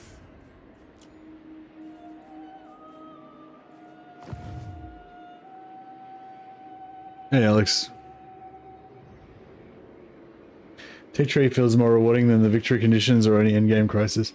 Yeah, no, the tech trees feels good. I was just thinking that, like, I reckon the Chaos Dwarf tech tree, I probably like it even better than the Norscan one. Like, the Norscan one, yeah, it's like, I don't know, I'm not trying to argue with you that the Norscan tech tree is cool. Like, the Norscan tech tree is awesome. I was just sort of thinking that there's other... Norscan's like a special one because it's like their whole campaign is built around unlocking their tech tree, in a way, if you buy into that. But then there's other tech trees that are good. Like, I think the Greenskin tech tree is one of my favorites because there's just so many really good, meaningful technologies that you get so fast. Like you start off with this, you get reputation 1%. Okay, that one doesn't do much, right?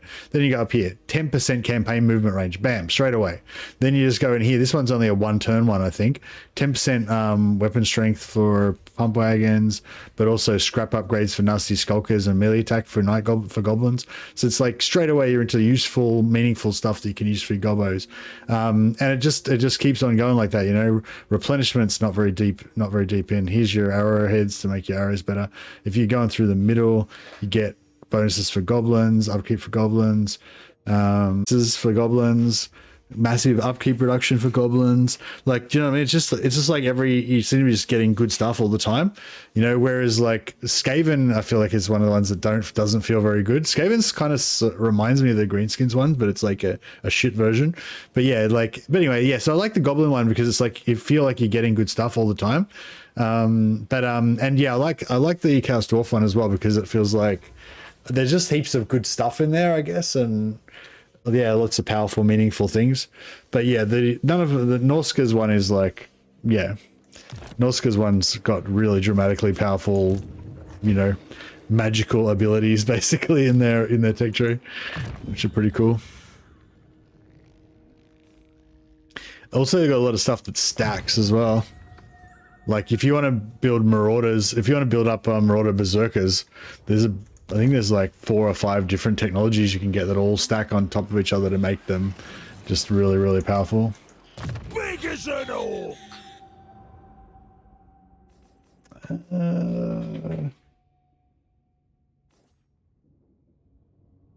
Yeah, we're just going to keep going on blue line, aren't we? Or start on blue line, I guess, as the case may be.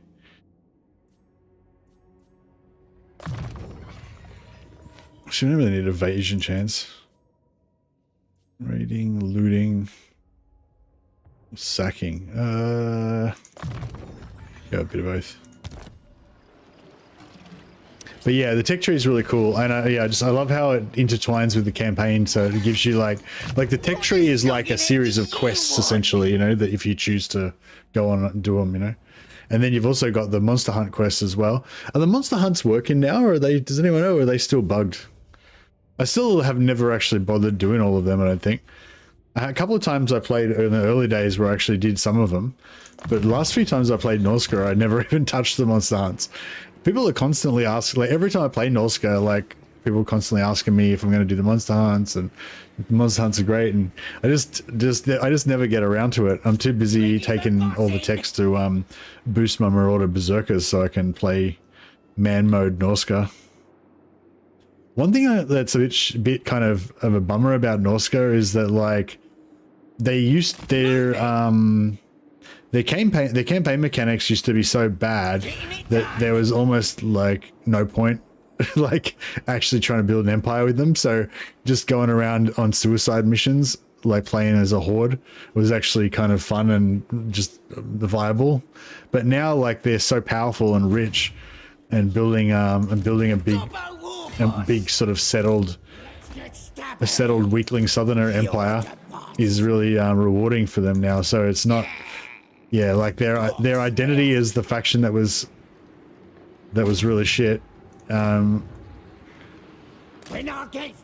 I trying to say?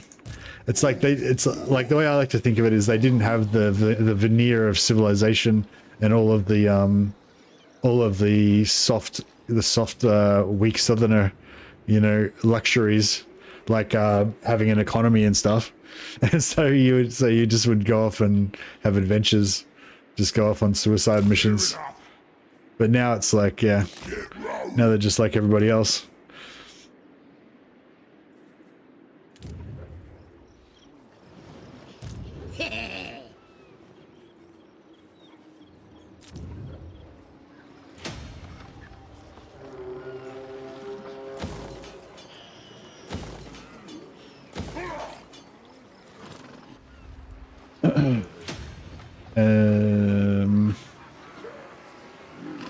Yeah, we can probably just repair everything here. Up to 75k again.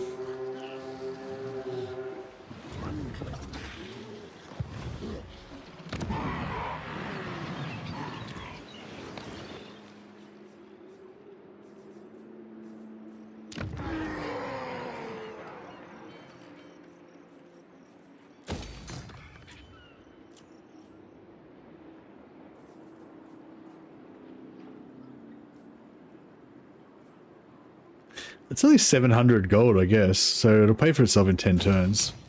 It's not too bad.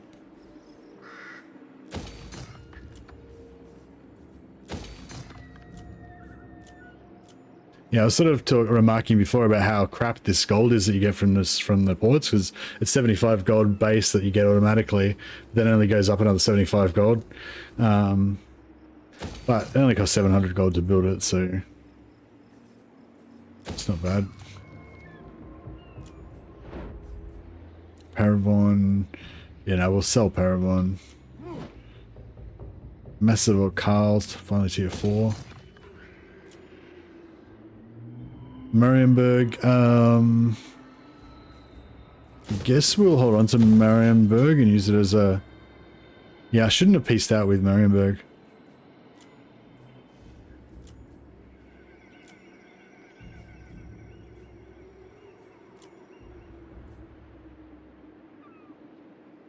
Yeah, we're keeping line S to use as a gate so we can get across here easily.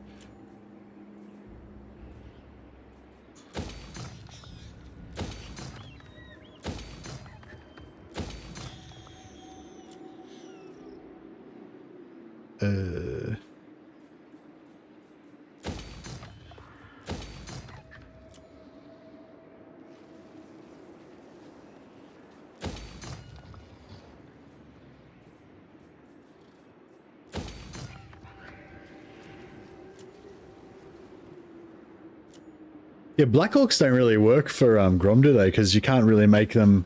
There's no buffs that you can give Black Orcs that would make them remotely as good as regenerating goblins, hey? Or regenerating trolls. Well, double regenerating trolls.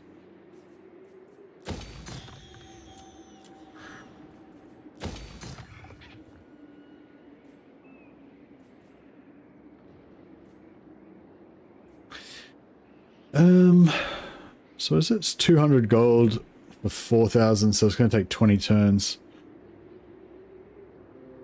Yeah, whatever. May as well.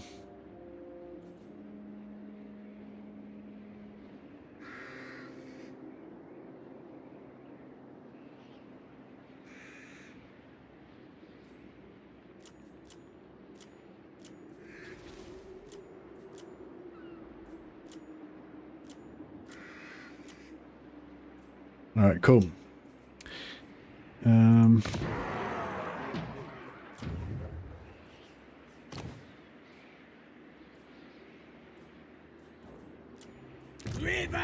Just I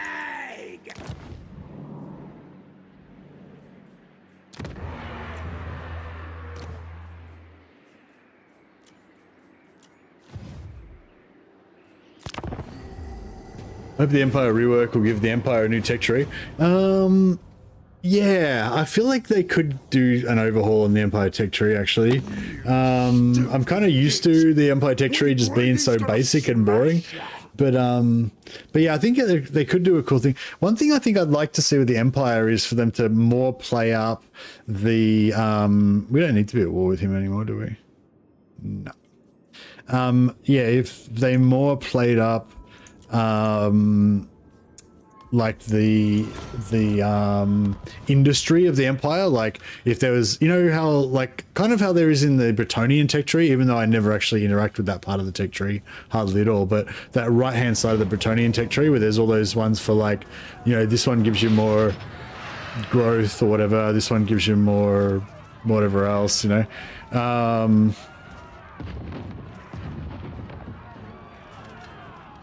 I'll join the fight, but I'll just run away. Yeah, I could like, yeah, I think it'd be cool if there was lots of little industrial techs that you could get for the Empire that all stacked together, and so you could just keep kind of upgrading their economy more and more. You know, so it'd be like water mills that you connect up to their whatever, and you know, jewelers, like, or no, like, you know, dwarven quarter, that you unlock a technology for a dwarven quarter for your cities so that you get more trade and artisanry, you know, and just like, yeah, just lots of little techs like give you little bonuses to growth and money and trade and stuff like that, and mining and whatever else, and just, and sort of as well, so they can like tie little bits of lore to it, like, yeah, like, you know, like, yeah, like having a dwarven quarter in your city, which I think is a pretty common thing in the Empire, having little dwarven neighborhoods or whatever. But yeah, you get the idea. Just little like things that kind of would kind of give you a little bit of lore about what sort of industries and stuff that the Empire folks get up to.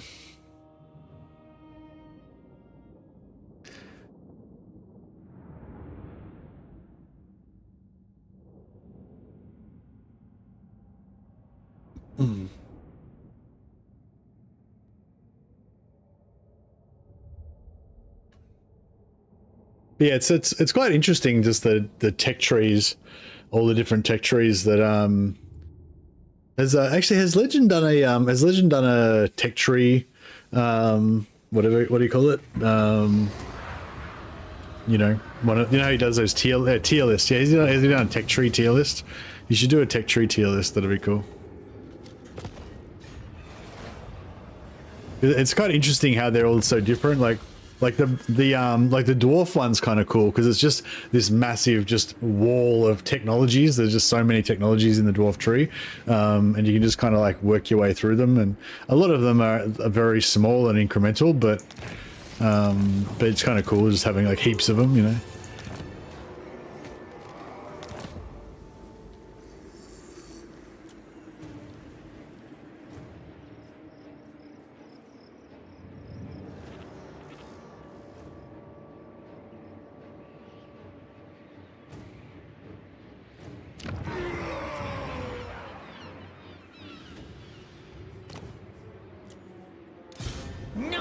war boss.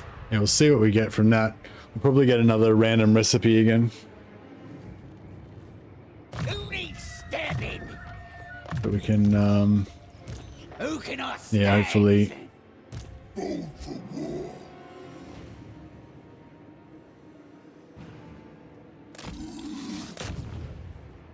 I'll smack Got him. in the teeth.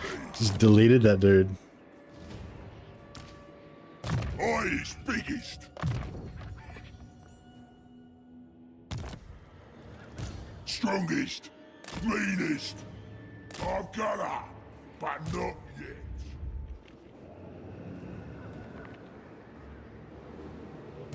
Who should we zap? Oh, yes.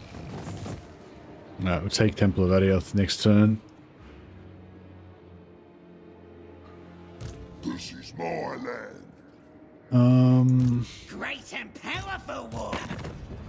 Oh yeah, we can peace out with these guys again. Things. You stink of fear. Good. Make easy trade. What is what? Hopefully Marathi can deal with him. What? Oh, we lost my trolls. I'll crush them Crap. all. Oh, there you go. How close are you to declaring your next war? Oh, we can do it anytime we want. I guess we should, we could war on, we could do a war on the Empire. So somebody said that these never go away, these war trophies, but I assume if I do a new war, then the new war will override it, right? Yeah, what's the war that we do? If we do a war against the Empire, do we get a better one? Because this one doesn't really help us much because we're not really using our arrows. Not really using arrows that much. Oh, Legend did one for Warhammer 2? Ah, okay, cool.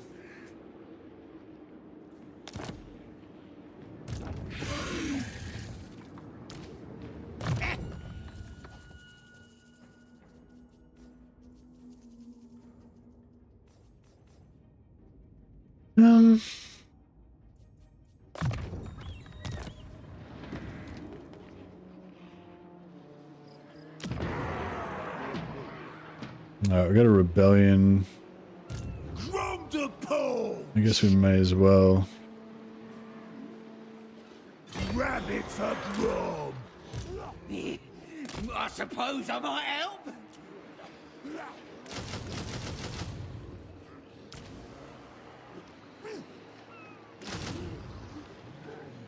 Alright, we got a full stack there. It's not a mercy campaign unless you have minus 10k income and migrating somewhere. That's true. That is true.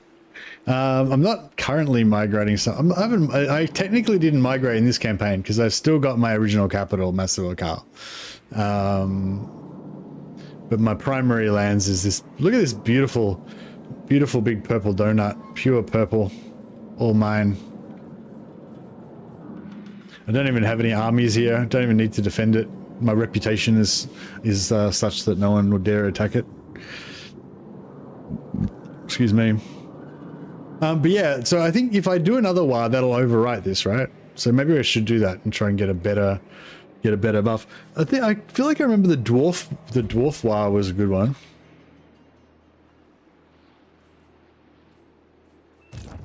The magic's ready.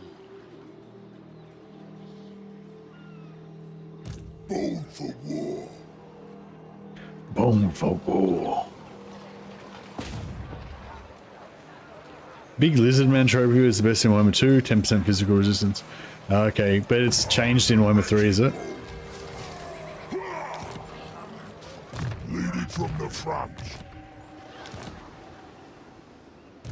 Oh, yeah. This magic is real. Move! What a zogging it do you want? Stabbing time!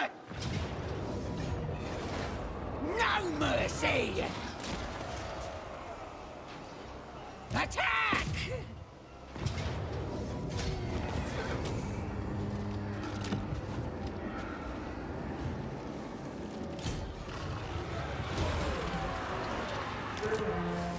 Alright, Crone's done.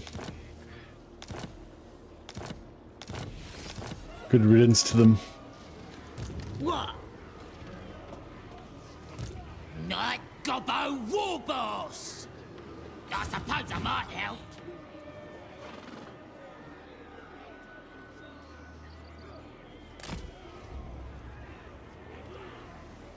Ready for bossing? I'm special, I suppose. Gobbo War Boss! Vicious guzzler. Boss of them night goblins! Alright, he's good. So What you want?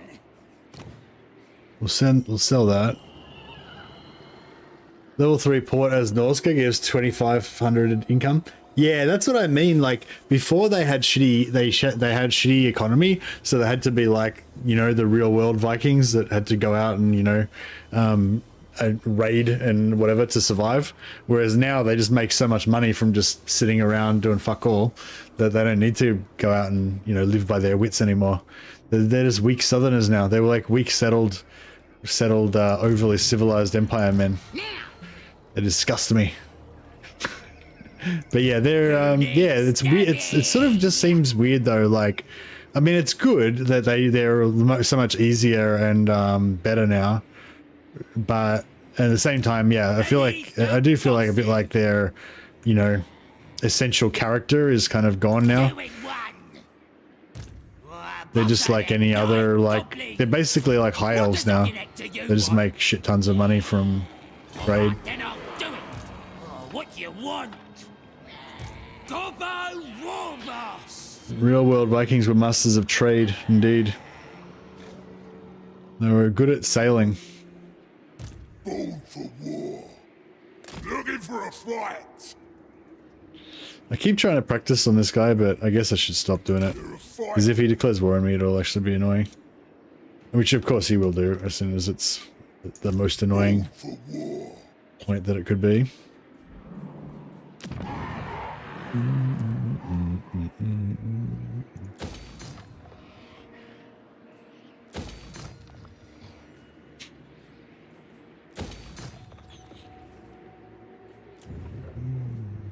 Strong.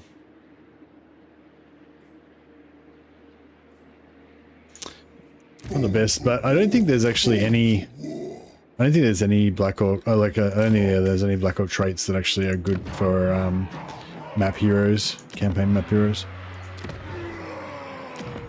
Greenskins, another of my favorites. What is it you desire? I'll comply. Sounds quite scary, doesn't he? In my opinion, they need something like a Black Ark. The only time I just sack settlements and leave them be is as Dark Elves. Yeah, I don't think they need Black Arks exactly, because I think that would be weird. But what I reckon that they should do is they should just make all Norscan armies be able to attack ports from the sea the way Black Arks can. That should just be their unique thing, so that if you want to be like sea raiders, you can do it. Because that's like one of the only things I really know about Norska from the books, like from the lore, Warhammer lore, is that Chaos Warriors usually have a heap of like just multitudes of Norskins that they use as just essentially just suicide troops for their front line, and that they raid the northern coasts of the Empire. That's probably much the only two things I know about them.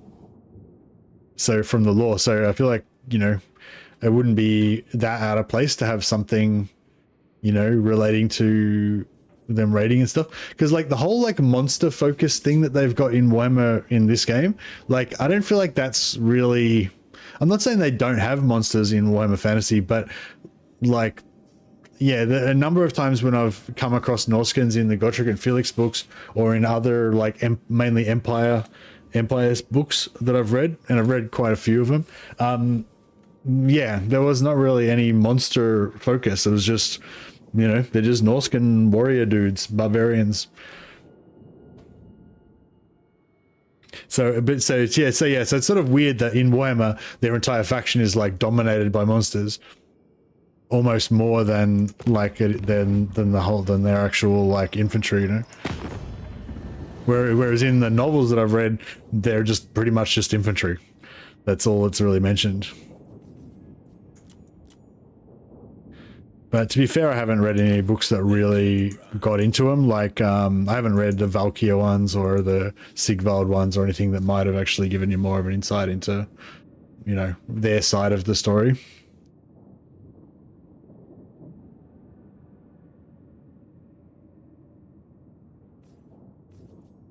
Must the 4 token. But yeah, I think that it should be a viable way to play, to just cruise around with them and sack coastal settlements, go on adventures. Powerful war boss. Should I go over here and kill Morga? Yeah, let's kill Morga, and then we can sell his territory to Ikit Claw and cement that relationship. Oh yeah, we should build another military allies. We should build an outpost so we can start recruiting. Ancient city of Quintex. Beautiful.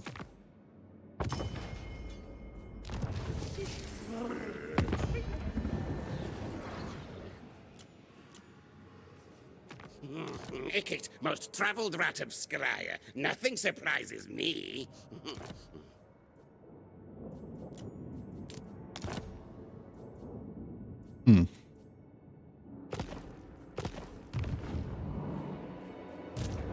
Says what? Yes?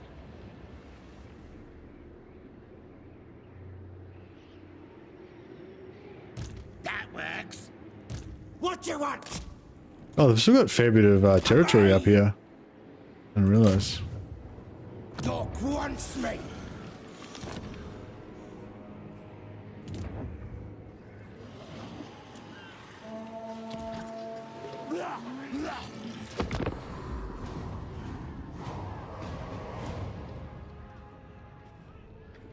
Hey, you going, Jay Evans Clock, by the way. Welcome, welcome. I was actually thinking about you last night. I was trying to think of like what I could shorten your name to. J Clock. I don't know. I can never really think of anything shorter, so I always just end up saying your complete name.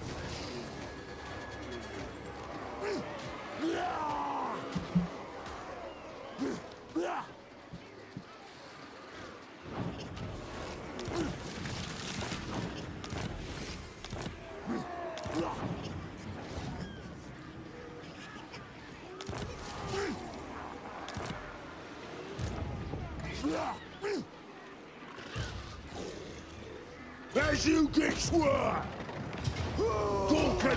Get rid of them. That seemed like a really long pause then for a second. I was like, is it gonna not work? Put these sticks in the ground. Alright, let's send these worthy adventurers off to... We got...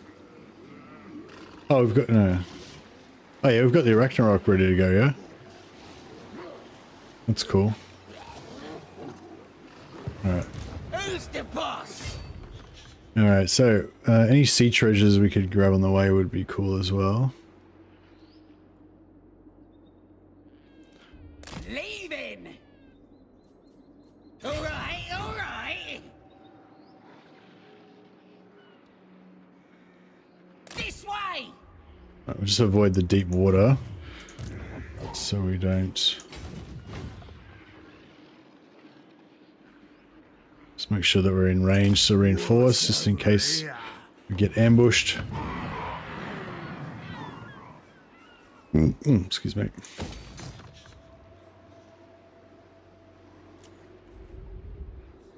Paravon, no, we'll just get rid of it. Excuse the tomb breath. Now, what is it you want?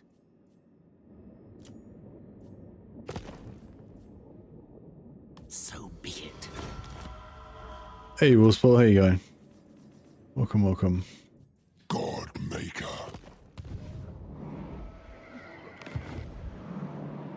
Yeah, so we've hopefully made Kemler pretty strong here, so he can guard our regions.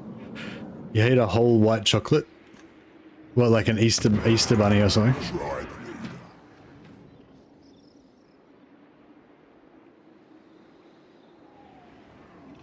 Oh, cool. Sniffing out That's handy. Calfran's just confederated Marienburg. I was regretting that I had pieced out with them because I'm the boss. that meant that I couldn't kill them. Move But it. Getting it done. Anything you say.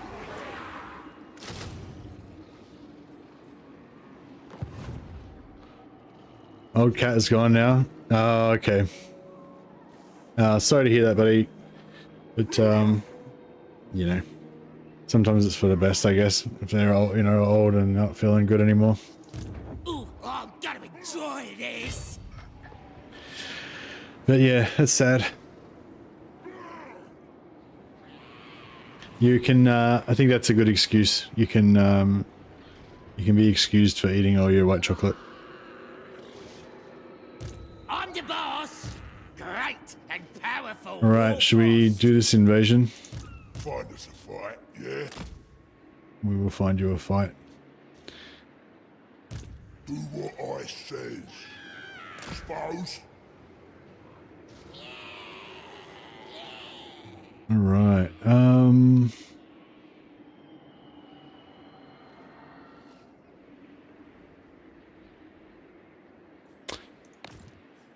So I guess I'll move everyone Ready. before a war Last and good. so that they I'm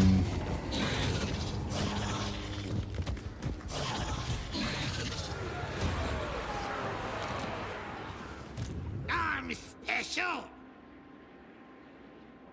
Wood Elves still getting around. This magic is real.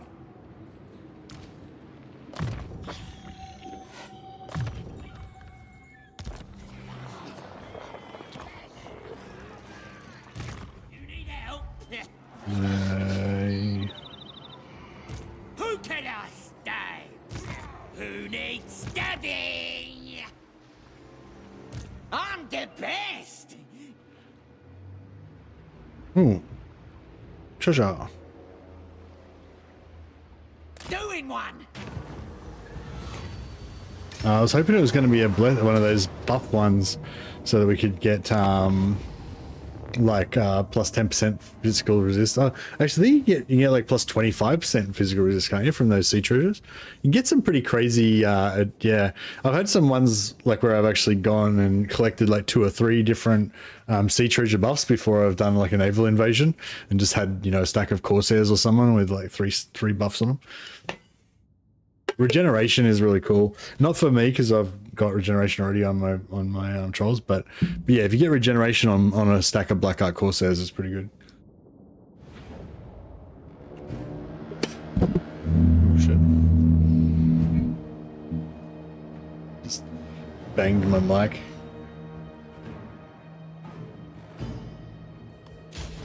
I'm ready.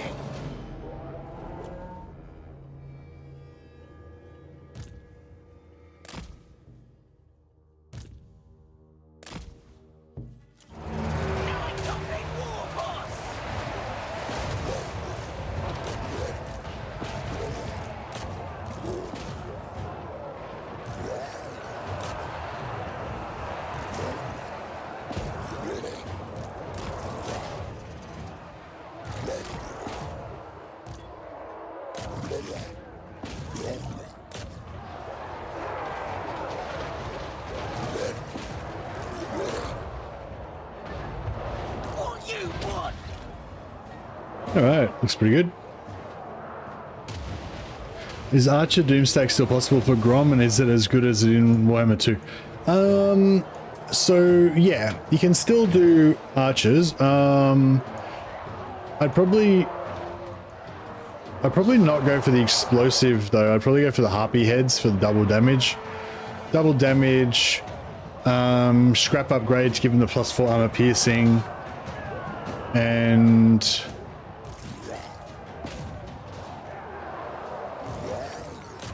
yeah, it's not really a doom stack though. It's just, it's like a crap stack. It's just like a good cheap stack. But yeah, you could give him regeneration, harpy heads for double damage, and like, I don't know, physical resistance and -8 enemy leadership or something like that. You know, so they'd be pretty good. Or just, yeah, just regeneration and the harpy heads, I guess, would be enough almost just by itself. But yeah, I wouldn't say it's a doom stack though. It's just like a, you know, just a stack. Cheap stack. But it'd be pretty good. Warhammer 3 crashes half the time when you go for sea treasures, so you just ignore them now. Oh, that's a bummer. Yeah, I do get a lot of crashes from sea treasures, but it's not, you know, it's less than, it's not that often that I would just I just avoid them. I mean, if you do get a crash, it's just, oh, well, if you play on legendary, it auto resolves whenever you have a battle or whatever, so I've usually got a recent auto resolve. Or recently got a recent autosave usually. But yeah, if you haven't saved for a while. How does it work in normal games? Does it save like at the end of the turn or at the start of the turn or something?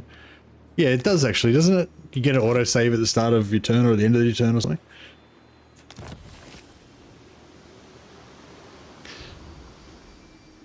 Yeah, that was shit. That was a complete waste of time. Oh. Oh, they wipe them out already.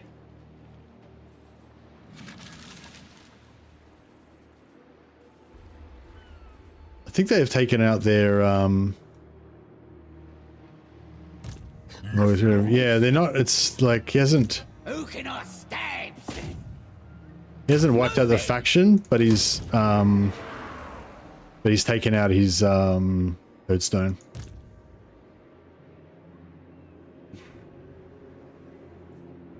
Boss of them night goblins. My infernal armory interests you. Yes, yes. 5,000. Seems pretty good.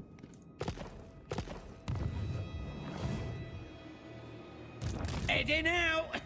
Yeah, we'll take attrition if we sell it this turn, so we'll hold on to it. Excuse me. Just hold on to it for a turn. What does you want? Hey, Malone. Yeah, so you always take the ingredients she gives until you've got all your ingredients. Well, this is my strategy anyway. You always take the ingredient that she's got, so that you unlock all of the ingredients, and then and then every time you do the hag and take the ingredient, then make a new recipe, and then like cook another recipe that turn, and then when you cook another recipe, then the hag queen will come back again, like in the next couple of turns, and then you take the ingredient again, cook another recipe, and then she'll come back in another couple of turns, and you know, sometimes if it's been like 3 or 4 turns and she hasn't come back, just cook another recipe, and then she'll come back in, you know, a turn or 2 after that. But yeah, basically you keep cooking recipes to make her keep coming back.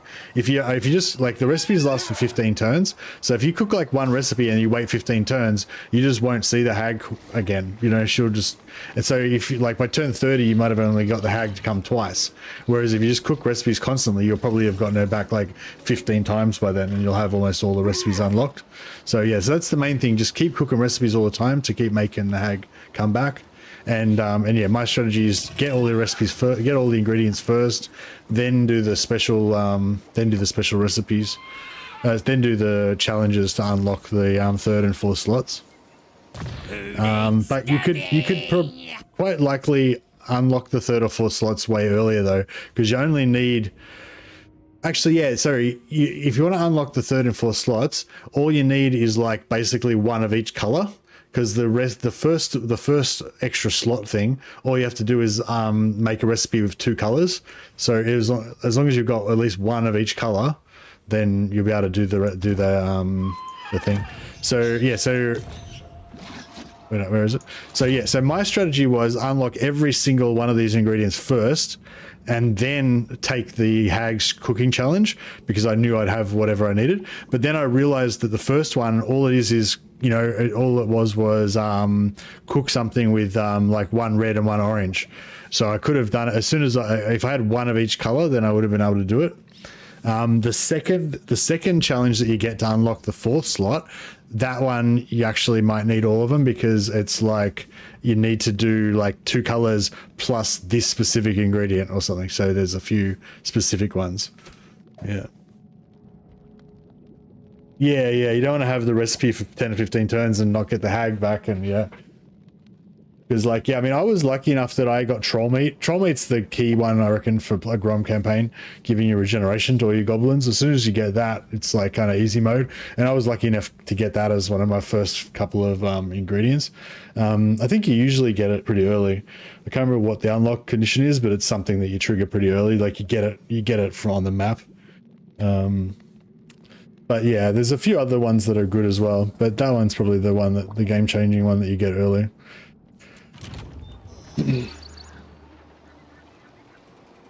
So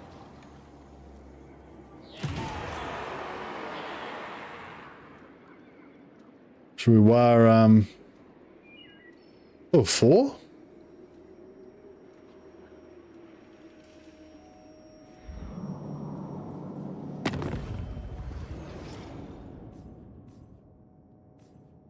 So we haven't met Vlad yet, but he's rank 4. So that's cool. We're going to get another good fight after that.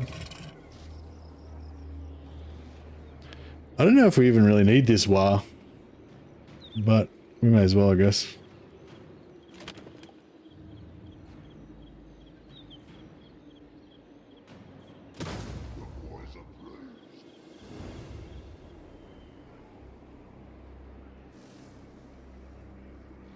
Hey, Hobak.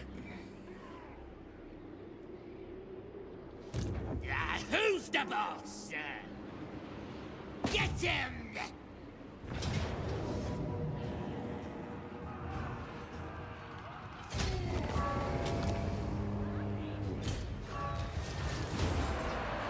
And check out these heroes. They got a mage, Empire mage, and a Zeech exalted hero. Nasty magic's ready. Bold for war. Bold for war. Here we go. Later. Ah, and misclick. I'll get there. I'll put the fear of Gork in it. Retonia flattened already, yeah. Get done. They gone. Great and powerful war boss.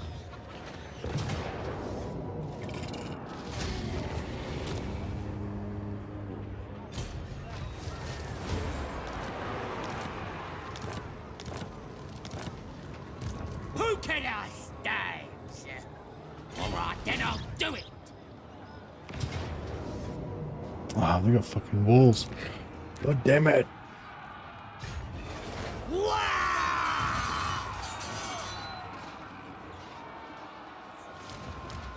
Let's scrap! Attack!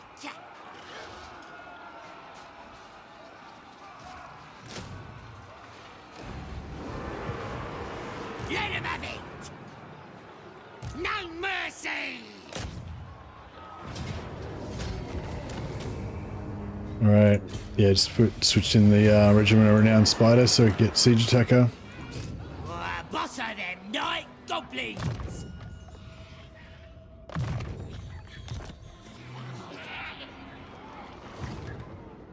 Oh yeah, where was the Hag Merchant again? I forgot where she was. Night Gobbo War Boss! So yeah, I don't think we want to do a cooking challenge because we've already got the extra ingredient slots unlocked. So we probably maybe want to do the Let the Hag Cook because then she might just give us a new recipe.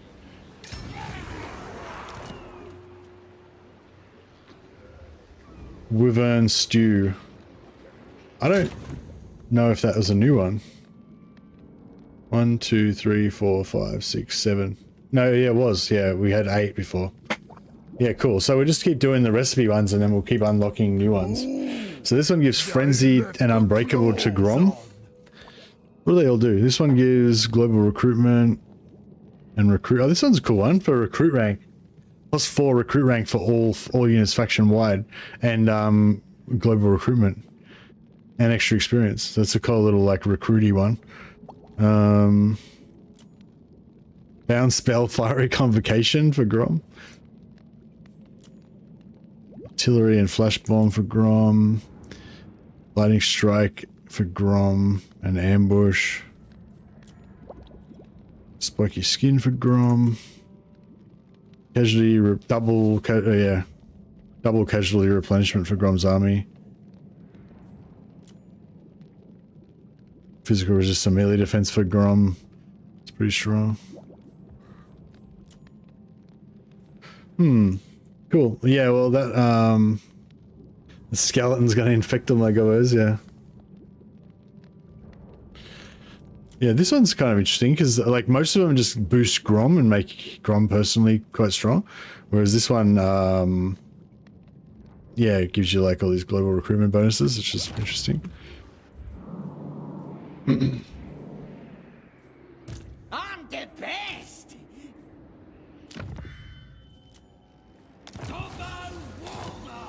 Oh yeah, and whenever you make a recipe, then the Hag Merchant's going to come back in a couple of turns after that, and she'll come back at just any one of your settlements in your entire empire. So if you can afford it, it might be a good idea to keep some, like recruit a few spare lords the turn before she's about to pop up, so that you can definitely trigger where like make sure like you've got a lord within one movement range of like every settlement, so that you can make sure that you'll get her every turn, get her on the turn that she comes.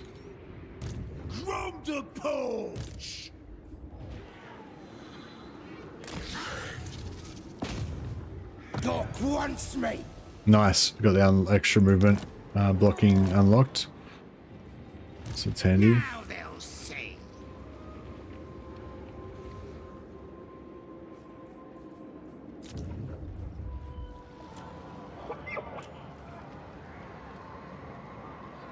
Damage building. We've got damage building unticked.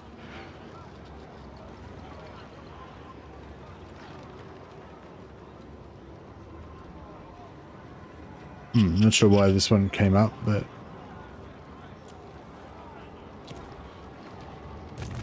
The widest. Anything you say.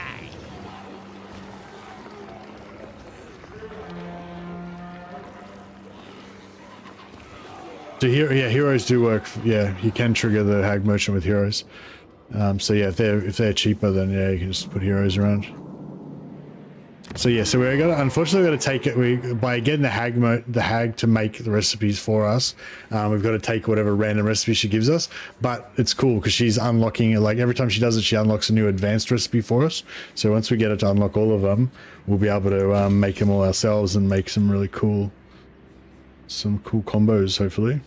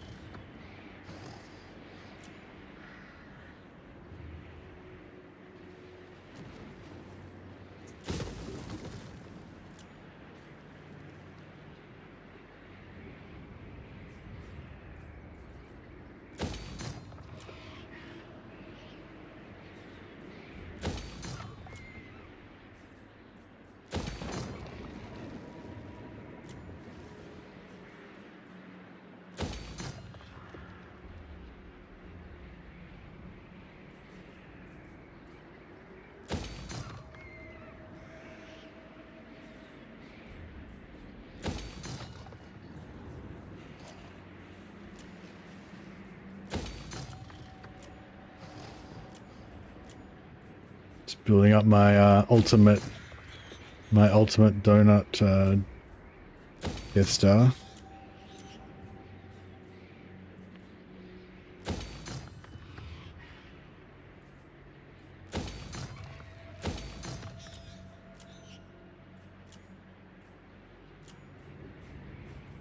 Temple of Adioth.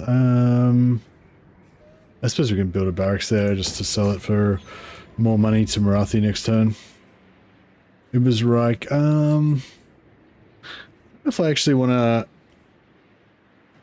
Not sure if I actually want to occupy Reichland or not, or just give it all to Kemmler maybe.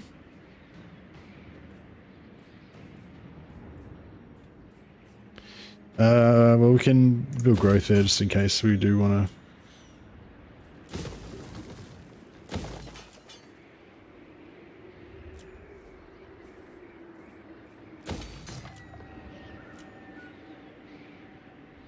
Grungzint.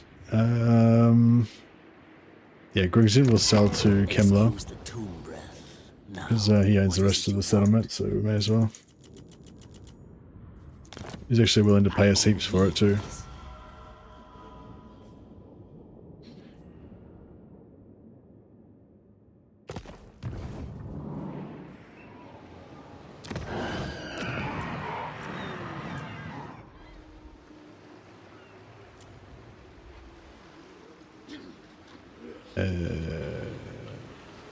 Yeah.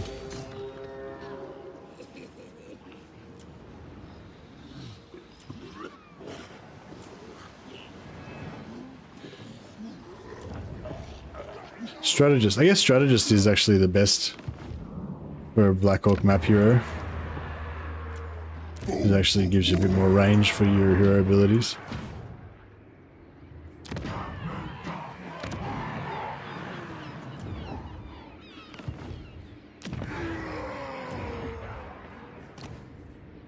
Confident.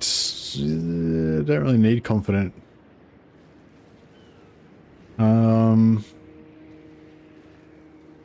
Yeah, I don't really need anything. I mean, disciplined, I guess, would be the best thing. We once war.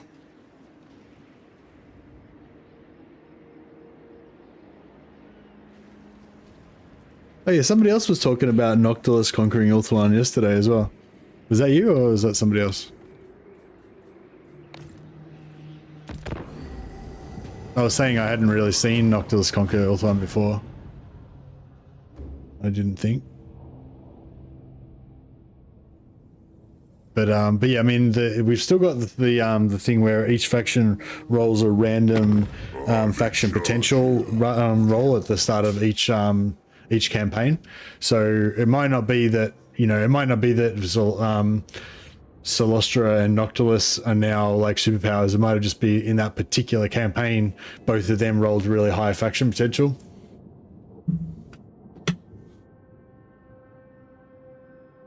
And like Tyrion rolled really low.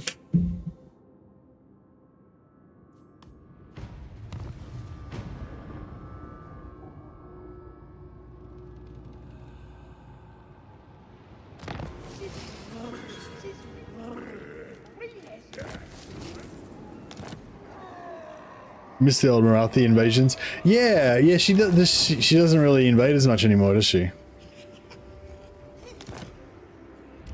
Yeah, what does happen? Actually, yeah, usually Noctilus takes this side of the donut. I haven't really seen him get further than that. Marathi doesn't seem to get over there. Yeah, she kind of does this most of the time. She doesn't, I haven't seen her really take out Hexalatl much. Sometimes she just does this. Sometimes I've seen her take out a stank here and go all the way up here.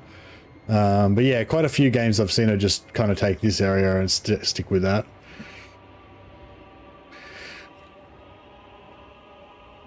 Alright then. Alright, so I'm sending these guys off on an adventure to find Yuan Bo. See if they can find and kill him. Big as an orc.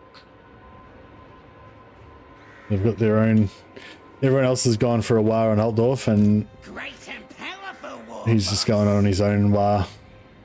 It's going to be a bit of a slow going, but it's alright. Nasty magic's ready. That works.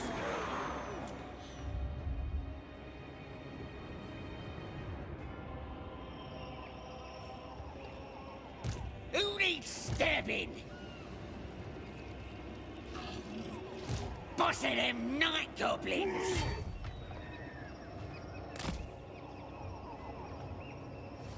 I'm special. That works. Curse 'em.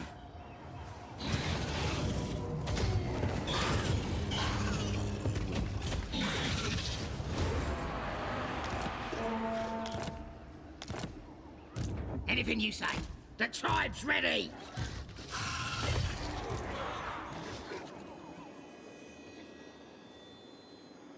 Running.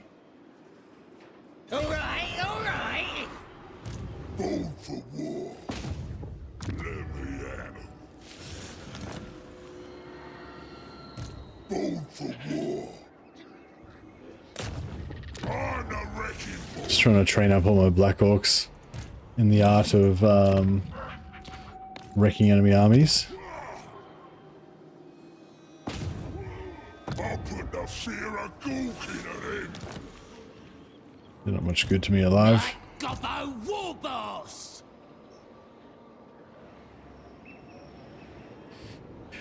Enough of us. What if I should... If I must. Oh, what you want? All right, all right. Ready for bossing. Oh, I'm the best. I suppose I might help. On the way. I'm well nasty. Let me at 'em. Carl Franz. Oh, nice. You got a hit on him. For war.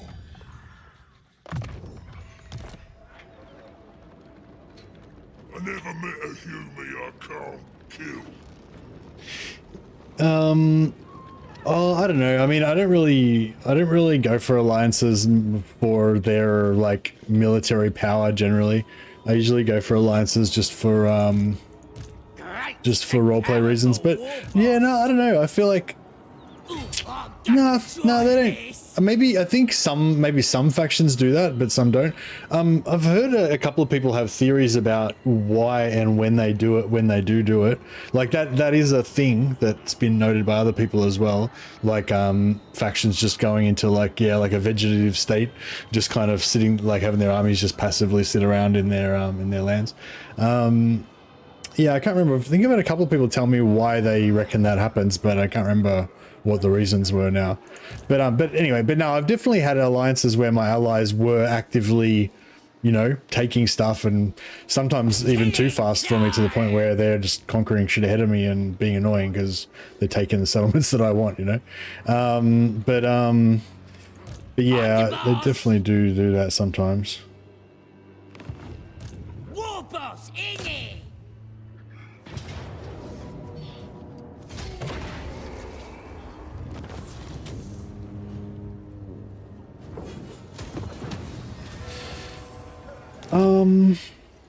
Gobbo War Boss.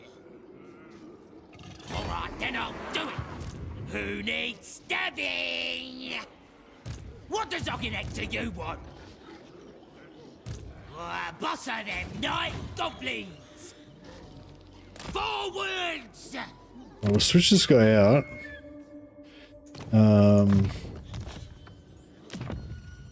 So we can put him in the camp stance. Now they'll see. It comes, it comes.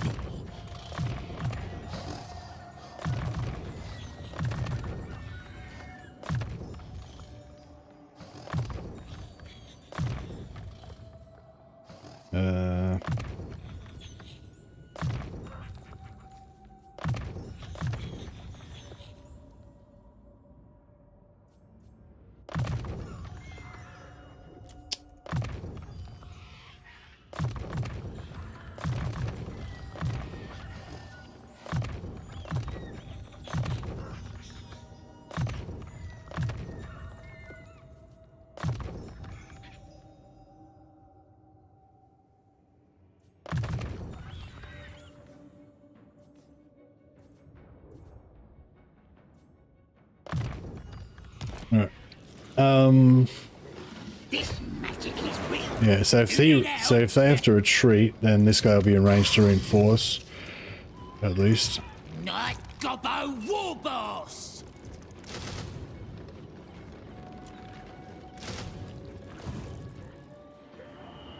I'm the boss!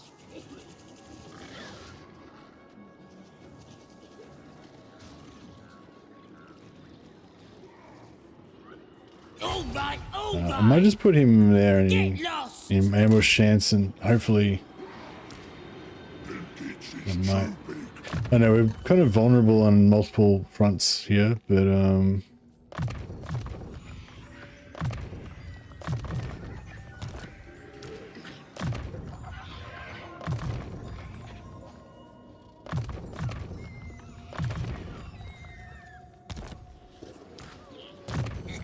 I'm well done. yeah. See, the thing is, because we're trying to unlock the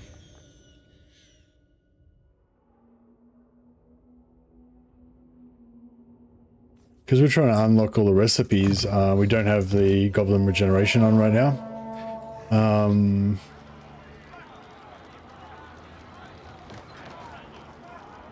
Although, actually, no, I can replace it. Where was the hag merchant? I keep fucking forgetting where the hag merchant is. Did she pop up again somewhere? Fuck.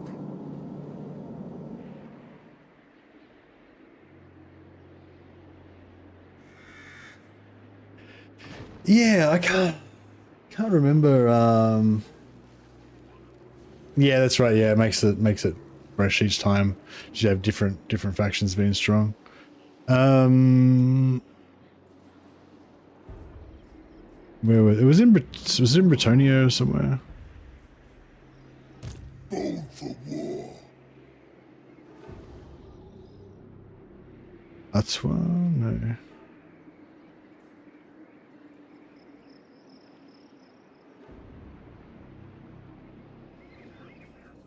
Can't remember whether I can't remember whether the hag merchant spawned or not. Get going, boys. I suppose I might help.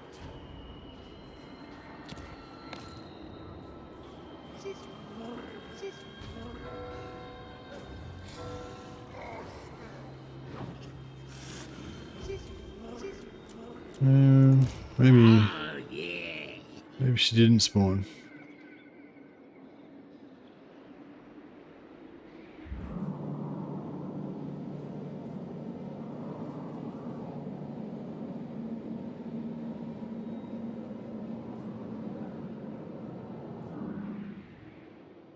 I'm special.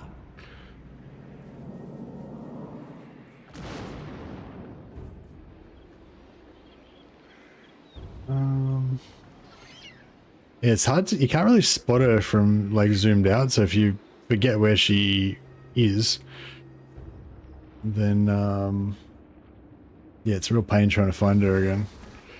But yeah, she may not be anywhere. I can't remember whether she spawned or not.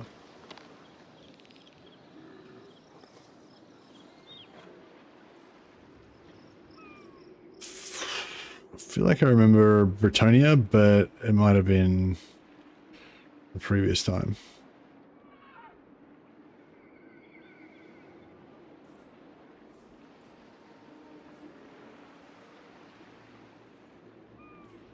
Langui? I don't know. Alright, maybe there's no hag.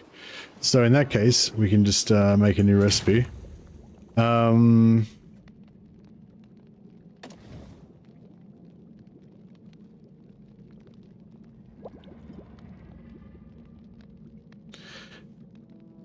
I don't think alliances always make the AI passive though. Is what I was trying to say.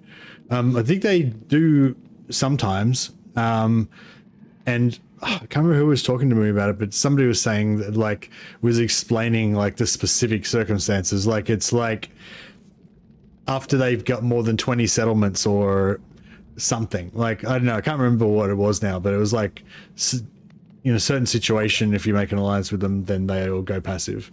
But I don't know. That was just what they said. I couldn't tell you whether that made sense, like with my experience or not. But yeah. We haven't actually made, so these 3 recipes we've discovered, but we haven't actually made them. So it might be a good idea to like unlock them, because this one we can do. So we just need like an orange ingredient. Why has it got this up here if you can't like, oh, okay. Well, why can't I put that there?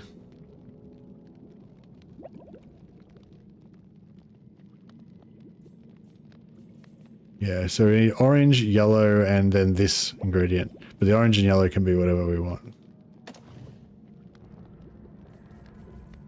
So we replace that with Goblin Regeneration. The yellow one we replace with dulled senses and for the trolls. And then we leave this in, so we've got Frenzy for the goblins. And then I think we can still unlock the recipe even if we put an extra flavor in here as well. So we could, oh yeah, we could put harpy heads in there. And then we'll have the extra ammo, extra damage for the archers as well. Yeah, so now this one's been made. And then that means that also up here we've got 6 out of 15. So once we get, I think every now and again when we get, like maybe when we get 5, 10 and 15, we get bonuses.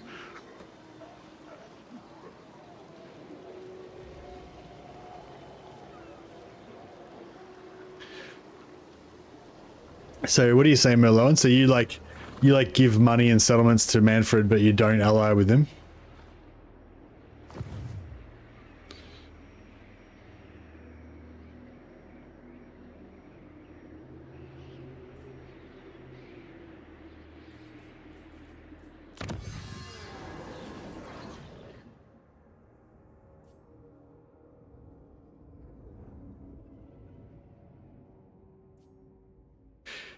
Yeah, well, yeah, I mean, I don't know why they go passive sometimes, but I know they don't always go passive.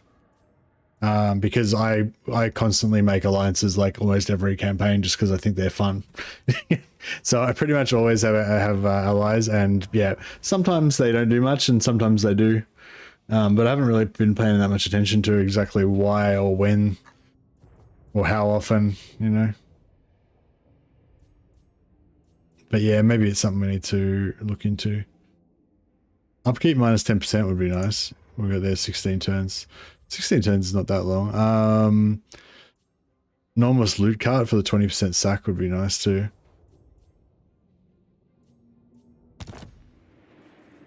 I'm well nasty. All right.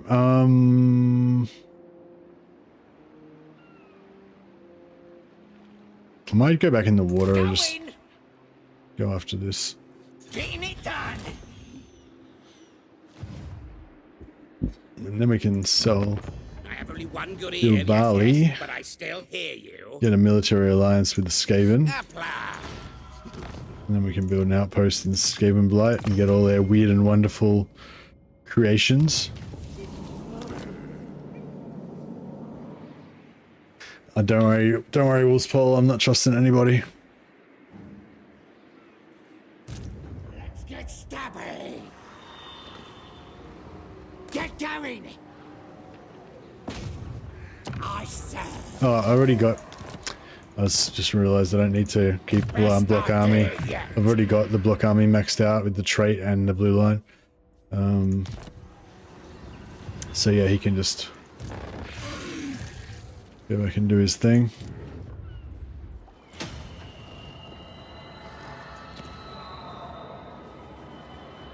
All right.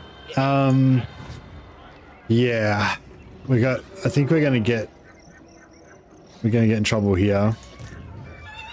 But I mean, they're crap. Their armies are pretty crap, and we've got like regenerating super gobos. Ready for boxing. So I'm hoping. Great and powerful war boss.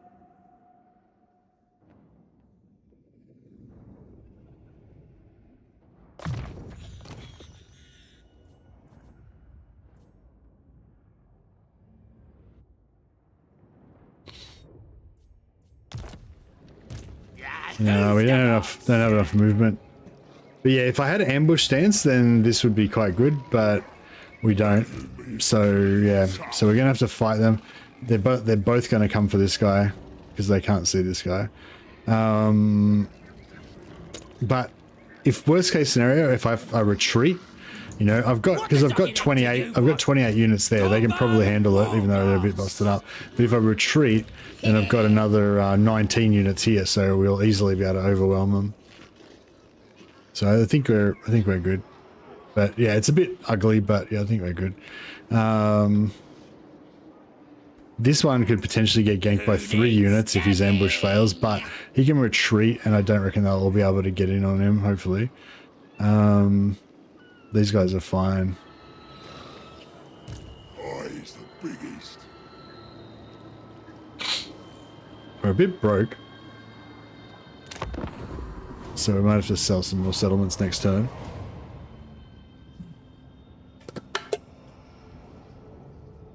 You need something from the great ratty.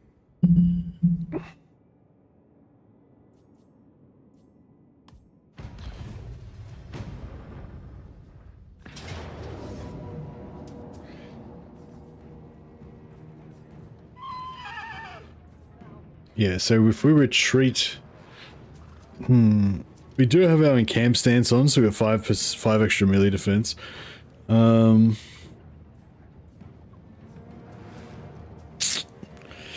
I reckon we could almost win it,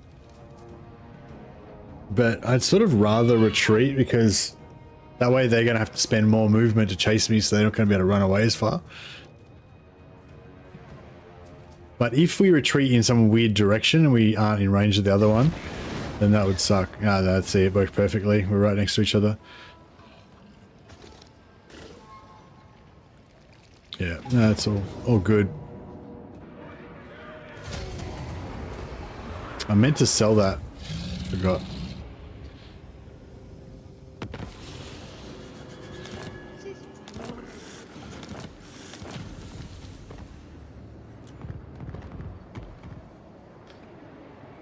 Yeah, I meant to sell that, and then so we could have moved on, but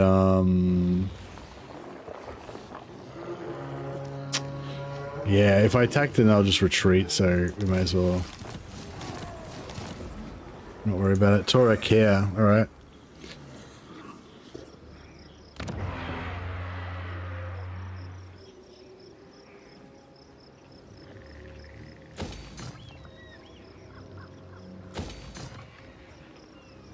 Oh, getting pretty broke.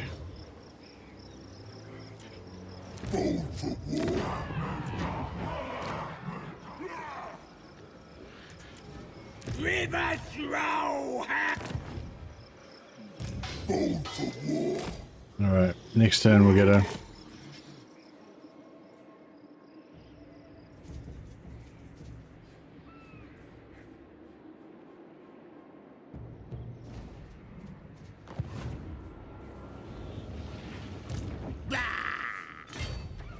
Last and good.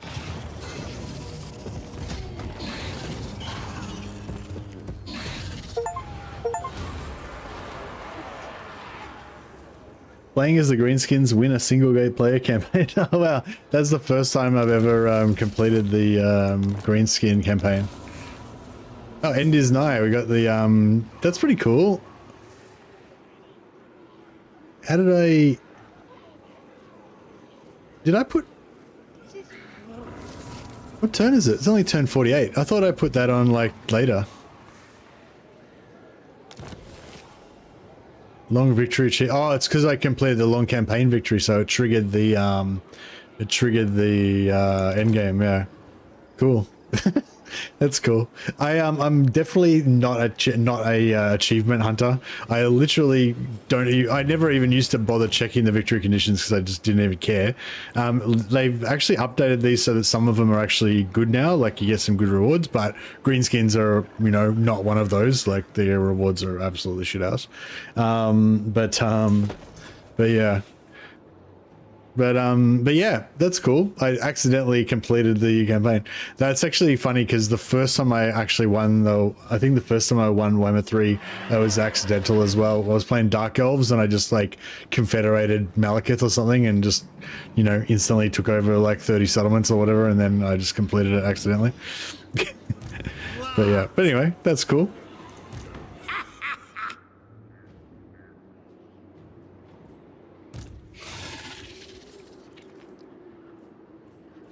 Cool if we could get...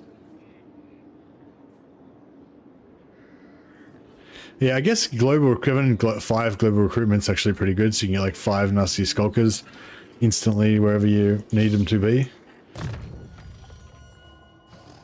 Actually, can we get any good... No.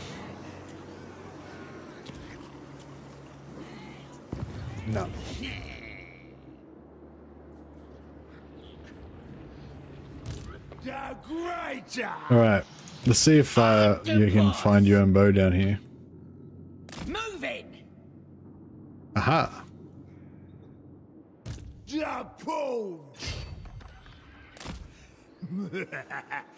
Boat time.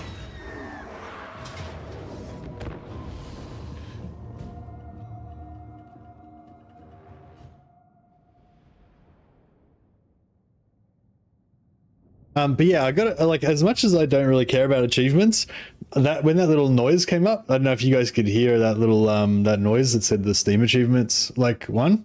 I did get a little bit of a a dopamine hit, you know, and I heard that little like blip bling blip bling. you did an achievement. I'm like, ooh, that feels nice.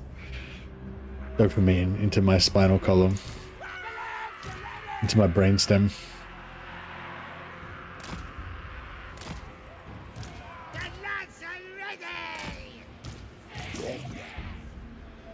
But yeah, I'm not really much for arbitrary victory conditions and stuff.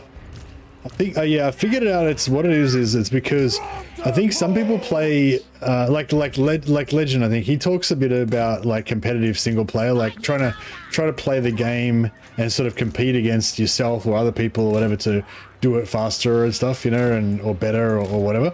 And yeah, I like my concept of gaming is like very different from that. Like for me, gaming is more about like it's not really about competition or achievement, it's about escapism.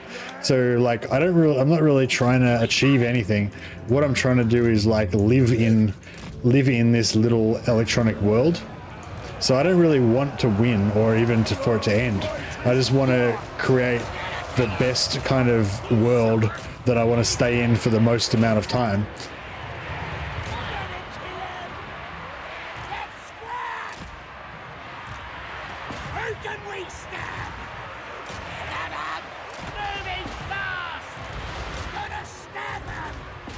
So all of our harpy shot archers are doing double damage, which is pretty cool.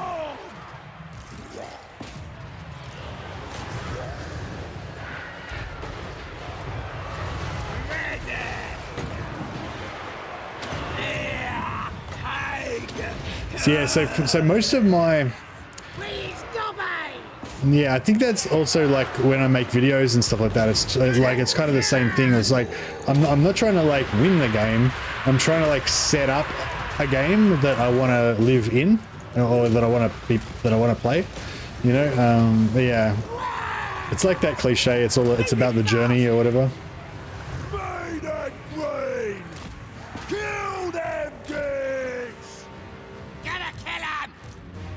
But yeah, a lot of cheeses that you can do and stuff that people enjoy, you know, they're not really valid for me because it's like I mainly like cheeses and exploits and stuff like that can allow you to do something relatively early in the campaign so that you can then enjoy having it, you know, like exploits and stuff where you just do the object is to be able to pull off the exploit.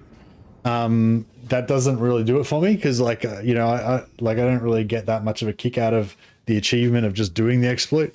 I want like exploits that actually allow me to play. If we're going to use exploits, is like exploits that allow me to play in a unique way or a different way, or in some way that ticks off some role playing vibe that I dig or whatever. So I like I like things that I can set up quickly and then I can enjoy using them, rather than things that you spend the whole campaign working towards and then you get it and you're like, oh, all right, well, I'm finished now. You know what I mean? Like there's definitely some fun to be had with like delayed satisfaction and like imagining what it's going to be like.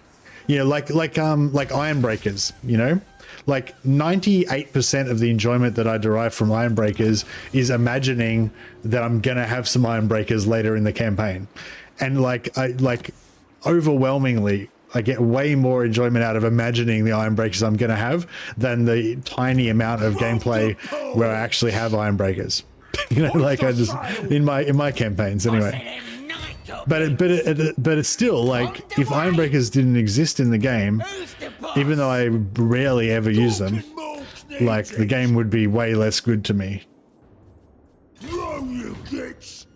So it's like, it's not imaginary like that. That kind of looking forward to stuff in these type of games, I think, is really valid. You differ at that point, I think. Why? How so?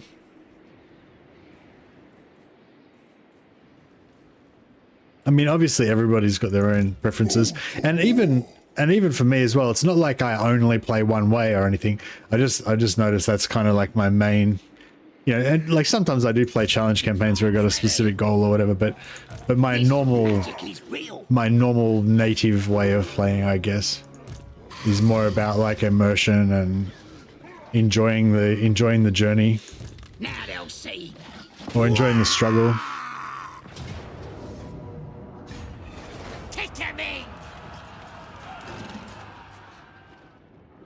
Nasty magic's ready. Away. Oh, yeah. All right, I'll move. No mercy! Get him!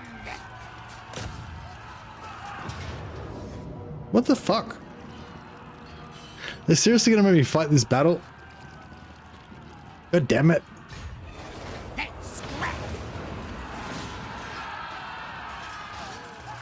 Depends on the game. Yeah, true. Different games, you enjoy different things. That's fair. Oh yeah, we got our trolls. We got our troll technology. So we got leadership plus 15, which we don't need, or we can have weapon strength plus 25%. Neither of those are like very good. I mean, the leadership's irrelevant because our trolls are unbreakable. And the weapon strength 25%. I mean, it's pretty big, but I'm not sure if I mean, it's pretty big, I guess. Yeah. Why not?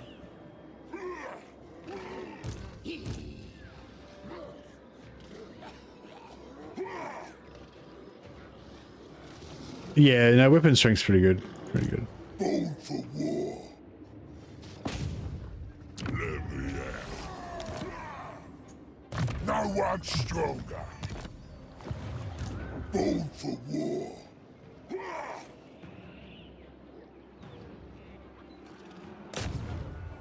On a wrecking ball.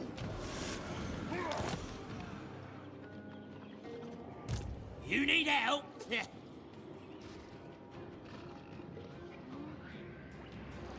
Gonna be boss of the whole world.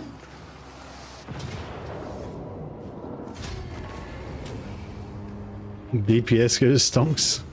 Indeed.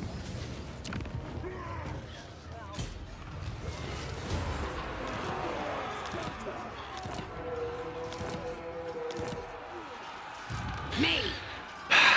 So Attack!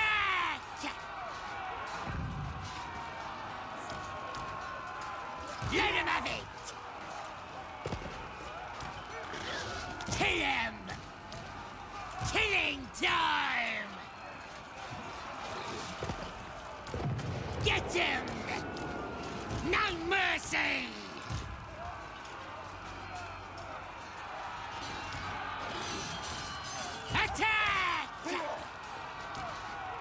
him!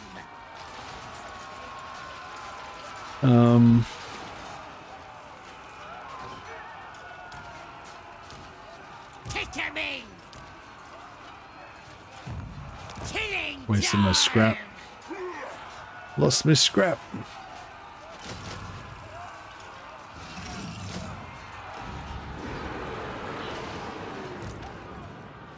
Well, we must be able to avoid fighting this battle somehow. Stabbing time! Why?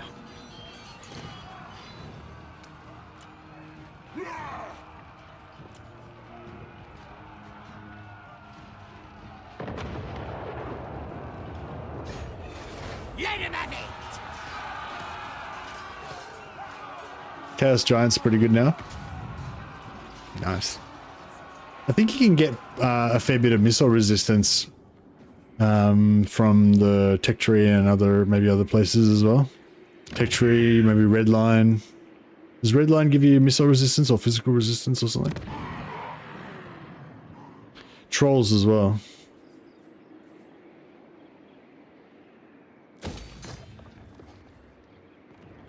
Yeah, 65% missile resistance is pretty good.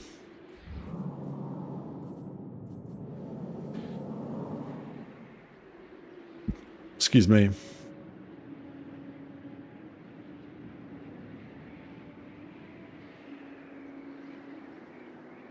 Love you some stoner trolls.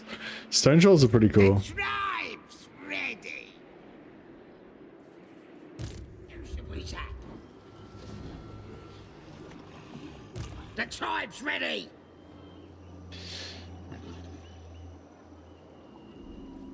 Now! I'll get here! Who needs stabbing?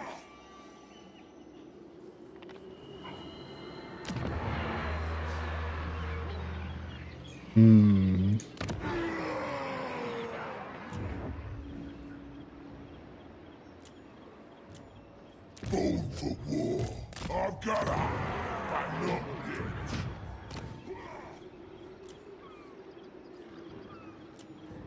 yet. Bob wants me.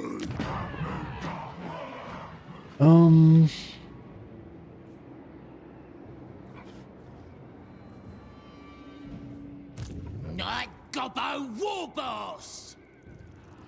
I really don't want to fight this battle. I don't understand, like, why can't I auto-resolve it? Like, why? Scrap! Don't they understand? Anything you say. I'm special.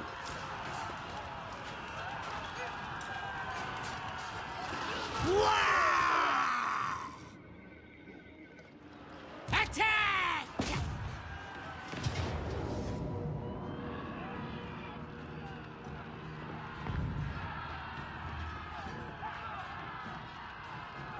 Alright, I'm fighting it, but you guys owe me now.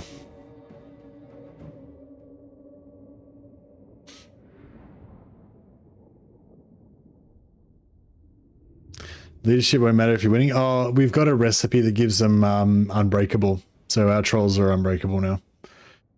So yeah, so I took the scrap upgrade on those other ones, given 25% extra weapon damage because the 15 leadership don't need it. I was yeah, I wasn't sure what they could get. I was hoping they were going to be able to get like some sort of like armor upgrade or something. Make them even tankier.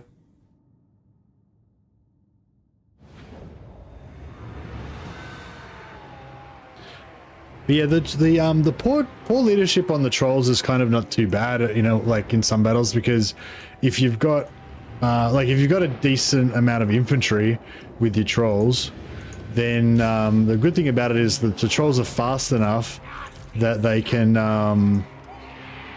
they're fast enough that they can fight for a while, do a lot of damage on the charge, then break, run away, regenerate a bit, and then come back. So they tend to like not lose, not get wiped out much. Run, boys. Speed on trolls would be good, yeah.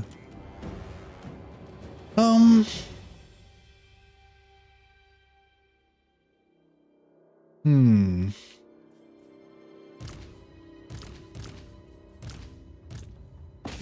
I'll send these guys in to see if we can get the door down first.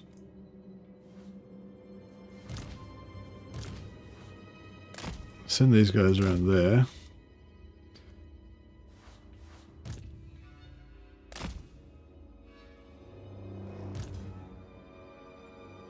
Oh yeah, that door's going down fast.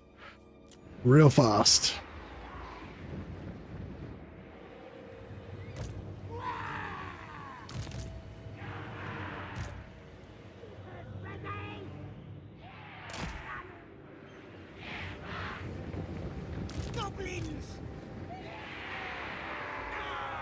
Yeah, these gobbos have 38 melee, 38 range damage. Pretty crazy.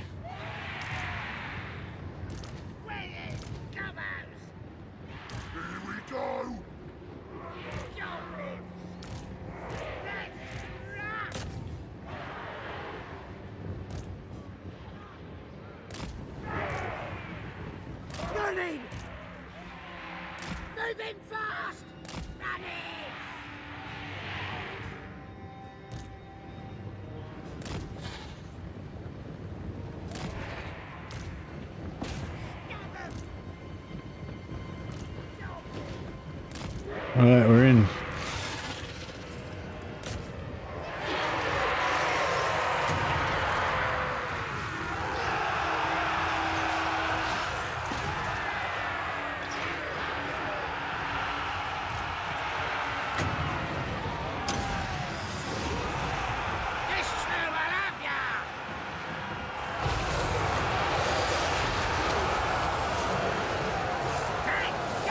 Should do a decent chunk of damage. Reduce their melee defense. This one's a biggie! Let's get him!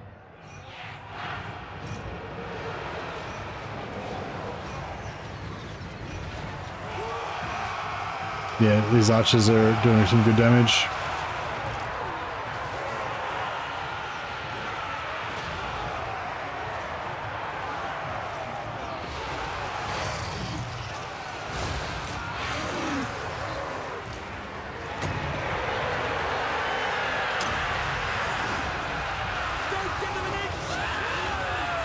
Hopefully it's not going to go into our infantry there. Yeah, it did a bit of damage.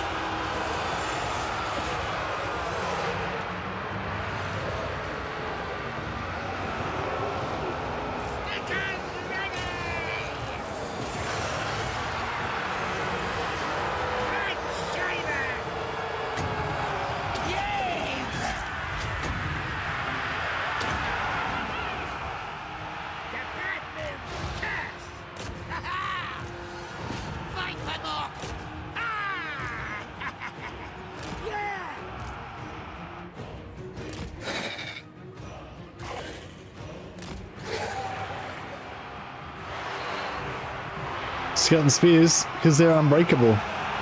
They're unbreakable front line of allies. Also, they're part of our axis of evil.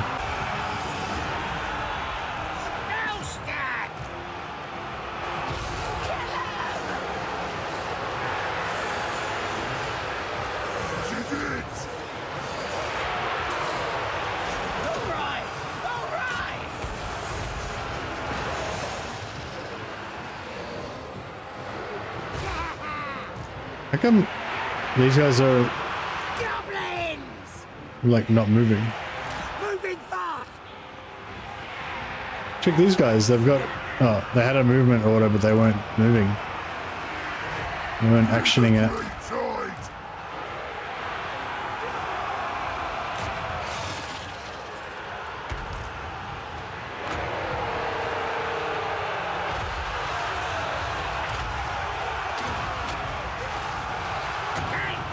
Just reduce their melee attack.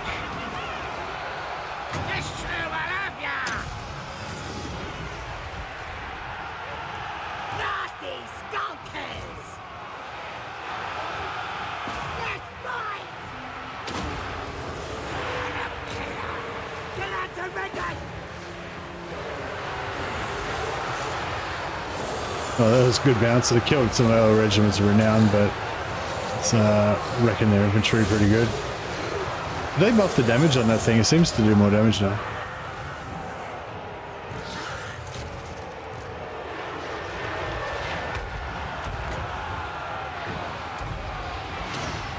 Let's do it.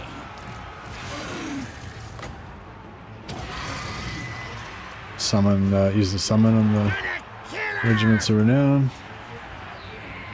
Nasty skulkers. Please, Gobbo. Ah, you're the boss.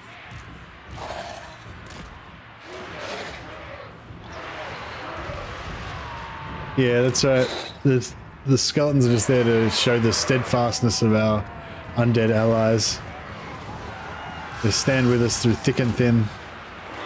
They're our dauntless, bony brothers. Stabbers ready. Lads. All right.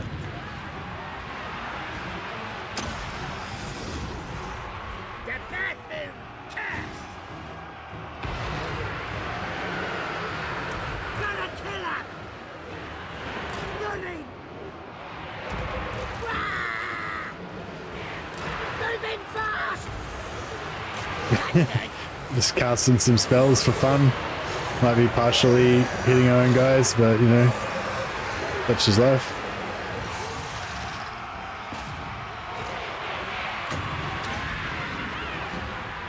This one's a biggie. Stick 'em.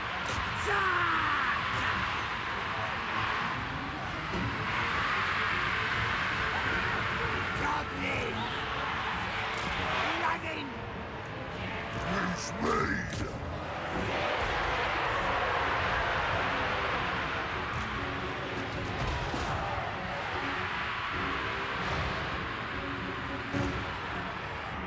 Running. We're better than them. Moving fast. Excuse me. Man, ever since I got this pop filter, I've been sneezing all the time. I wonder if there's like dust in it or something, and it's like setting off my, giving me an allergy or something. I don't normally get hay fever or anything like that. No mercy. Stickers ready. Smash 'em up. Please, Gobbos. Please, one more.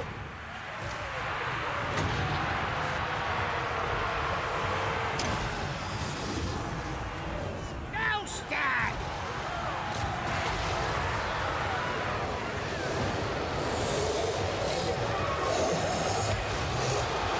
It's just like randomly blobbing around everywhere.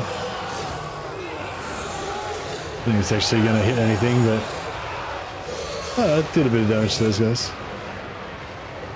Happy to help. Bash him. Stab 'em. Let's scrap. Running. Moving fast. Moving fast. Gonna kill him.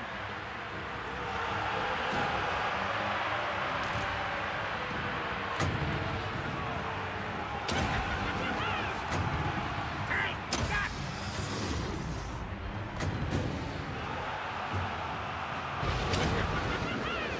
Right, let's move on up now. Let's have some. Yeah, mortar shots in the middle of that aren't too much fun. Stab 'em! Stabbers ready!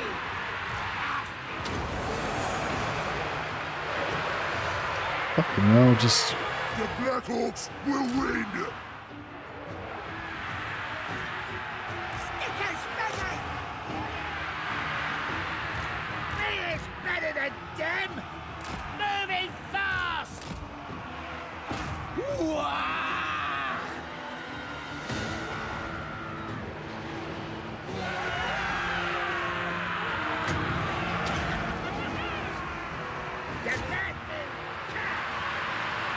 Show us the enemy. check these halberdiers just fighting to the death. I love it. Gonna stab him!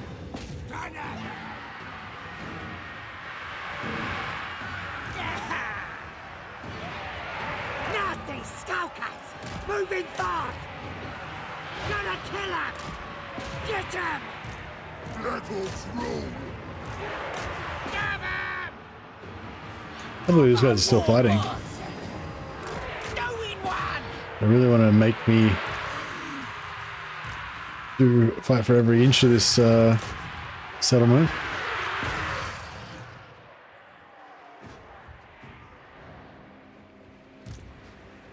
Let's fight! Goblins! Running!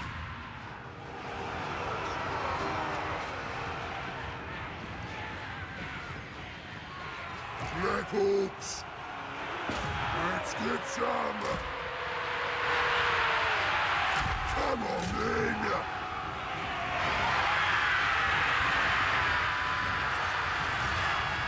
Widower! Moving fast! Running! You know, for so much of their stuff now, you would think they were. You think they'd be, you know, breaking, but no, apparently not. This one's a biggie! Please, gobbies!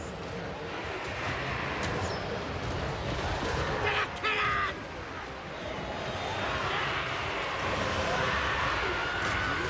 Stabbing time!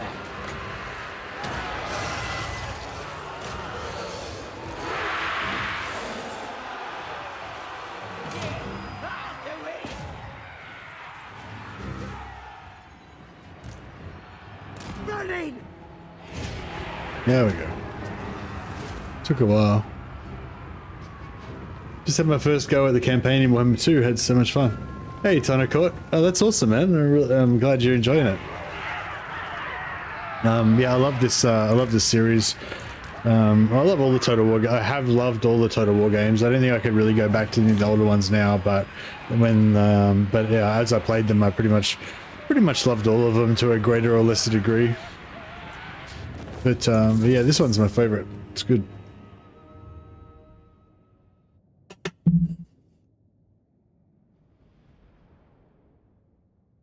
Which faction did you play, Tonakot? Hey, uppity Matt. Welcome, welcome.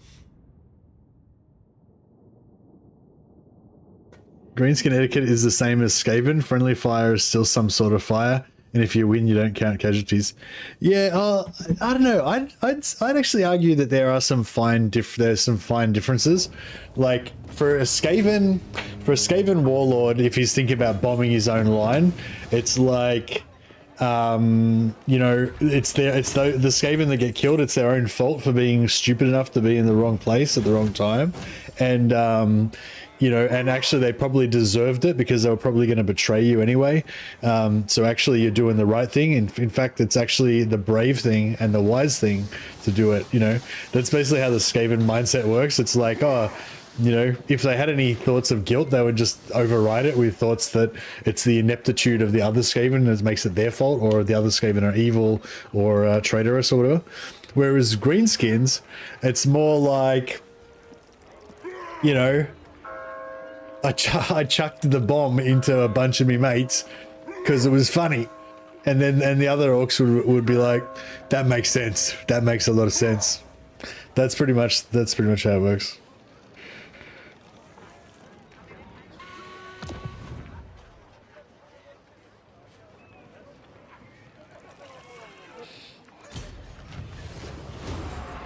It's not our fault it says expendable on the unit card.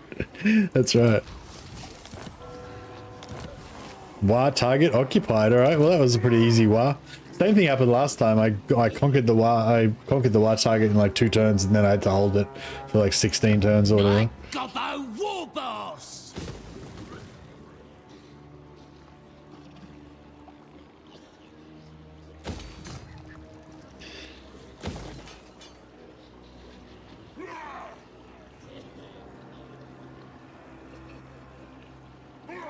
Yeah, either direction ends up in the same place. Makes sense. What does Well, I think the Empire is basically fucked now. There was a turn there where it was like, oh, maybe they might be able to do some damage to me, and then it's like, oh, no, that was over. That's over. Born for war. Serves them right for I. They've still got an army over here, but it doesn't look particularly scary. I suppose I might help. Who needs stabbing? On the way.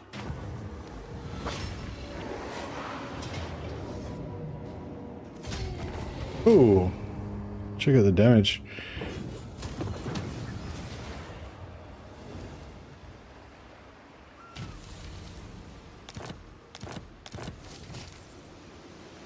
Me and Jim got some extra experience. I'm well Very good. nasty. Well, nasty. I don't even know if we need this guy. Maybe we should just let him continue on sailing the seven seas, looking for adventure. Maybe we'll bring him over for the UN bow. Running.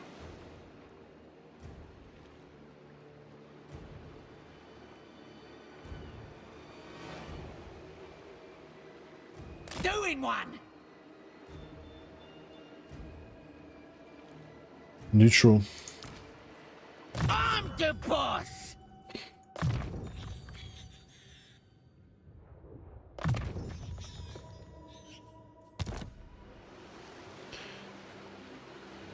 What do you want? Oh, yes. Morg says what?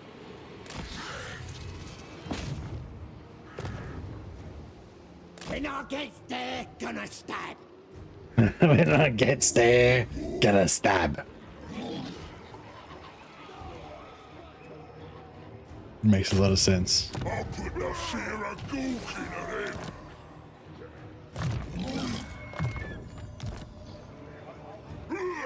Born for war. Born for war.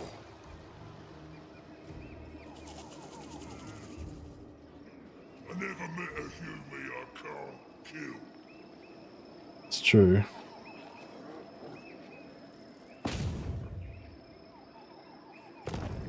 You better move.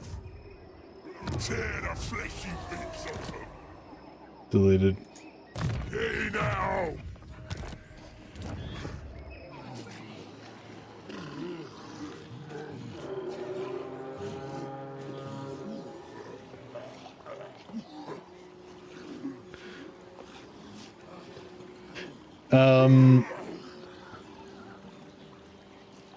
Blackhawks don't have assault unit. They have assault units. They have assault units, which wrecks the whole army.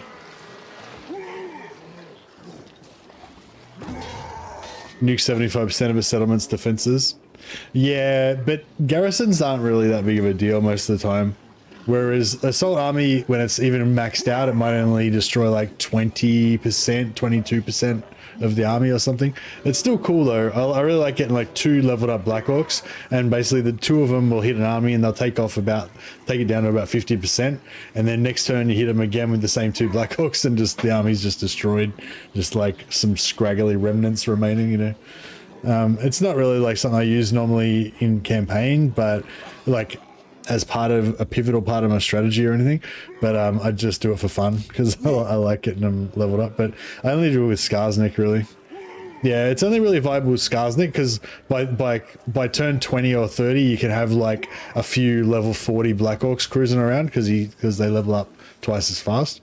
But with this, like my Blackhawks are only level 10, so it's going to be ages before they're like, they can do it, but their success chance is not high. But when you have like 2 level 40 Blackhawks, they can, like the first one hits it, reduces their health by like 20-25%. The second one gets a penalty because they've already been hit at 20% penalty, but because they've already been hit. But because they're so high level, they still have a really good hit chance. So you can actually hit them 4 times in a row, like over 2 turns.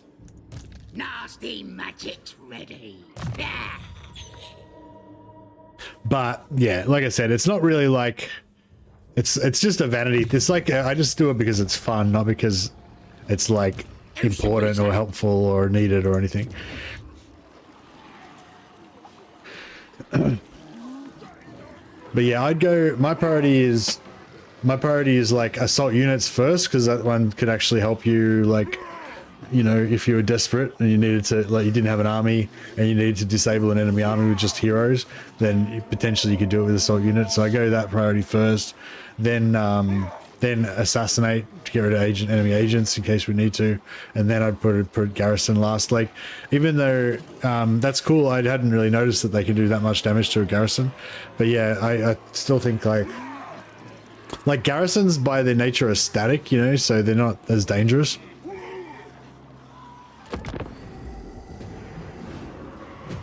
I have no idea whether... I'm pretty sure I forgot to do my hag merchant. You ain't the same as them fancy.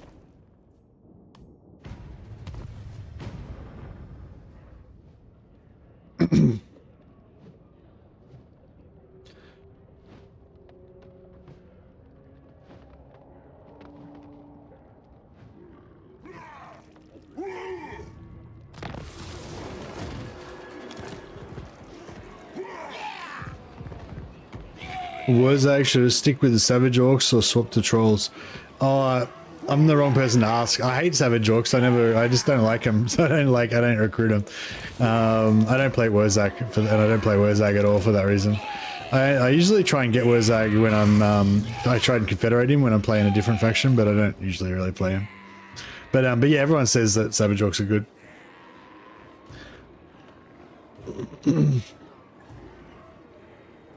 Hey, Janitor.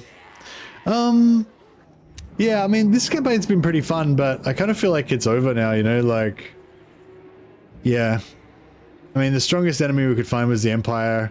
We killed them in like 2 turns, pretty much. And then, I mean, there's the vampires, but I think they're just going to get smashed as well. So it's like, yeah, we just won the long campaign victory before. So I don't know. It's funny. I got that little like rush of like, oh, we got the long campaign victory. Yay. But then after that, it kind of made me think about like, what am I trying to achieve? And then it kind of sapped my will to live. Yeah, it has been fun, like just going around smashing stuff up with the invincible stone troll army. We could just keep doing that, but I feel like it would pretty much just be more of the same. But yeah, I was thinking I might. The world's looking pretty crumped. Yeah, my main objective was to eat the donut and then eat the rest of the world. I think we asserted our dominance pretty satisfactorily. I think I'm pretty comfortable like saying that I could just easily smash the whole world now if I felt like it. But yeah, I was thinking for the second session for tonight, I might start that now. We might play some Mordheim. And yeah, I think what we're going to do is I'm going to start working towards doing the story missions, but I want to do it with my Caribou greatswords. So I've got this super impractical Mordheim warband. That's so Mordheim is set in the Warhammer universe, but it's a tactical turn-based game. If anyone hasn't seen it before, so yeah, I want to use my impractical greatsword company to try to do the storyline missions, but I feel like I need to kind of prepare a bit first because they're not very good compared to other factions, or compared to other ways of setting up your warbands. Excuse me. So if anyone's had any experience doing the Merc campaign and knows what to expect in the mission, your advice might be very useful. Just give me a second. I'm just going to set up this other live stream.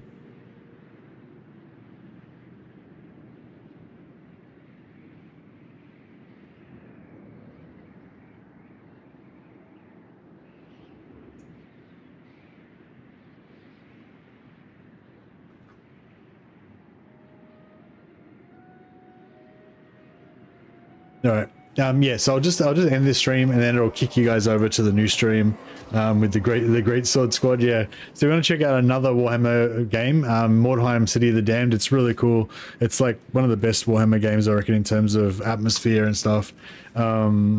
And yeah, if you want to check that out, stick around for a minute and you'll pop over there.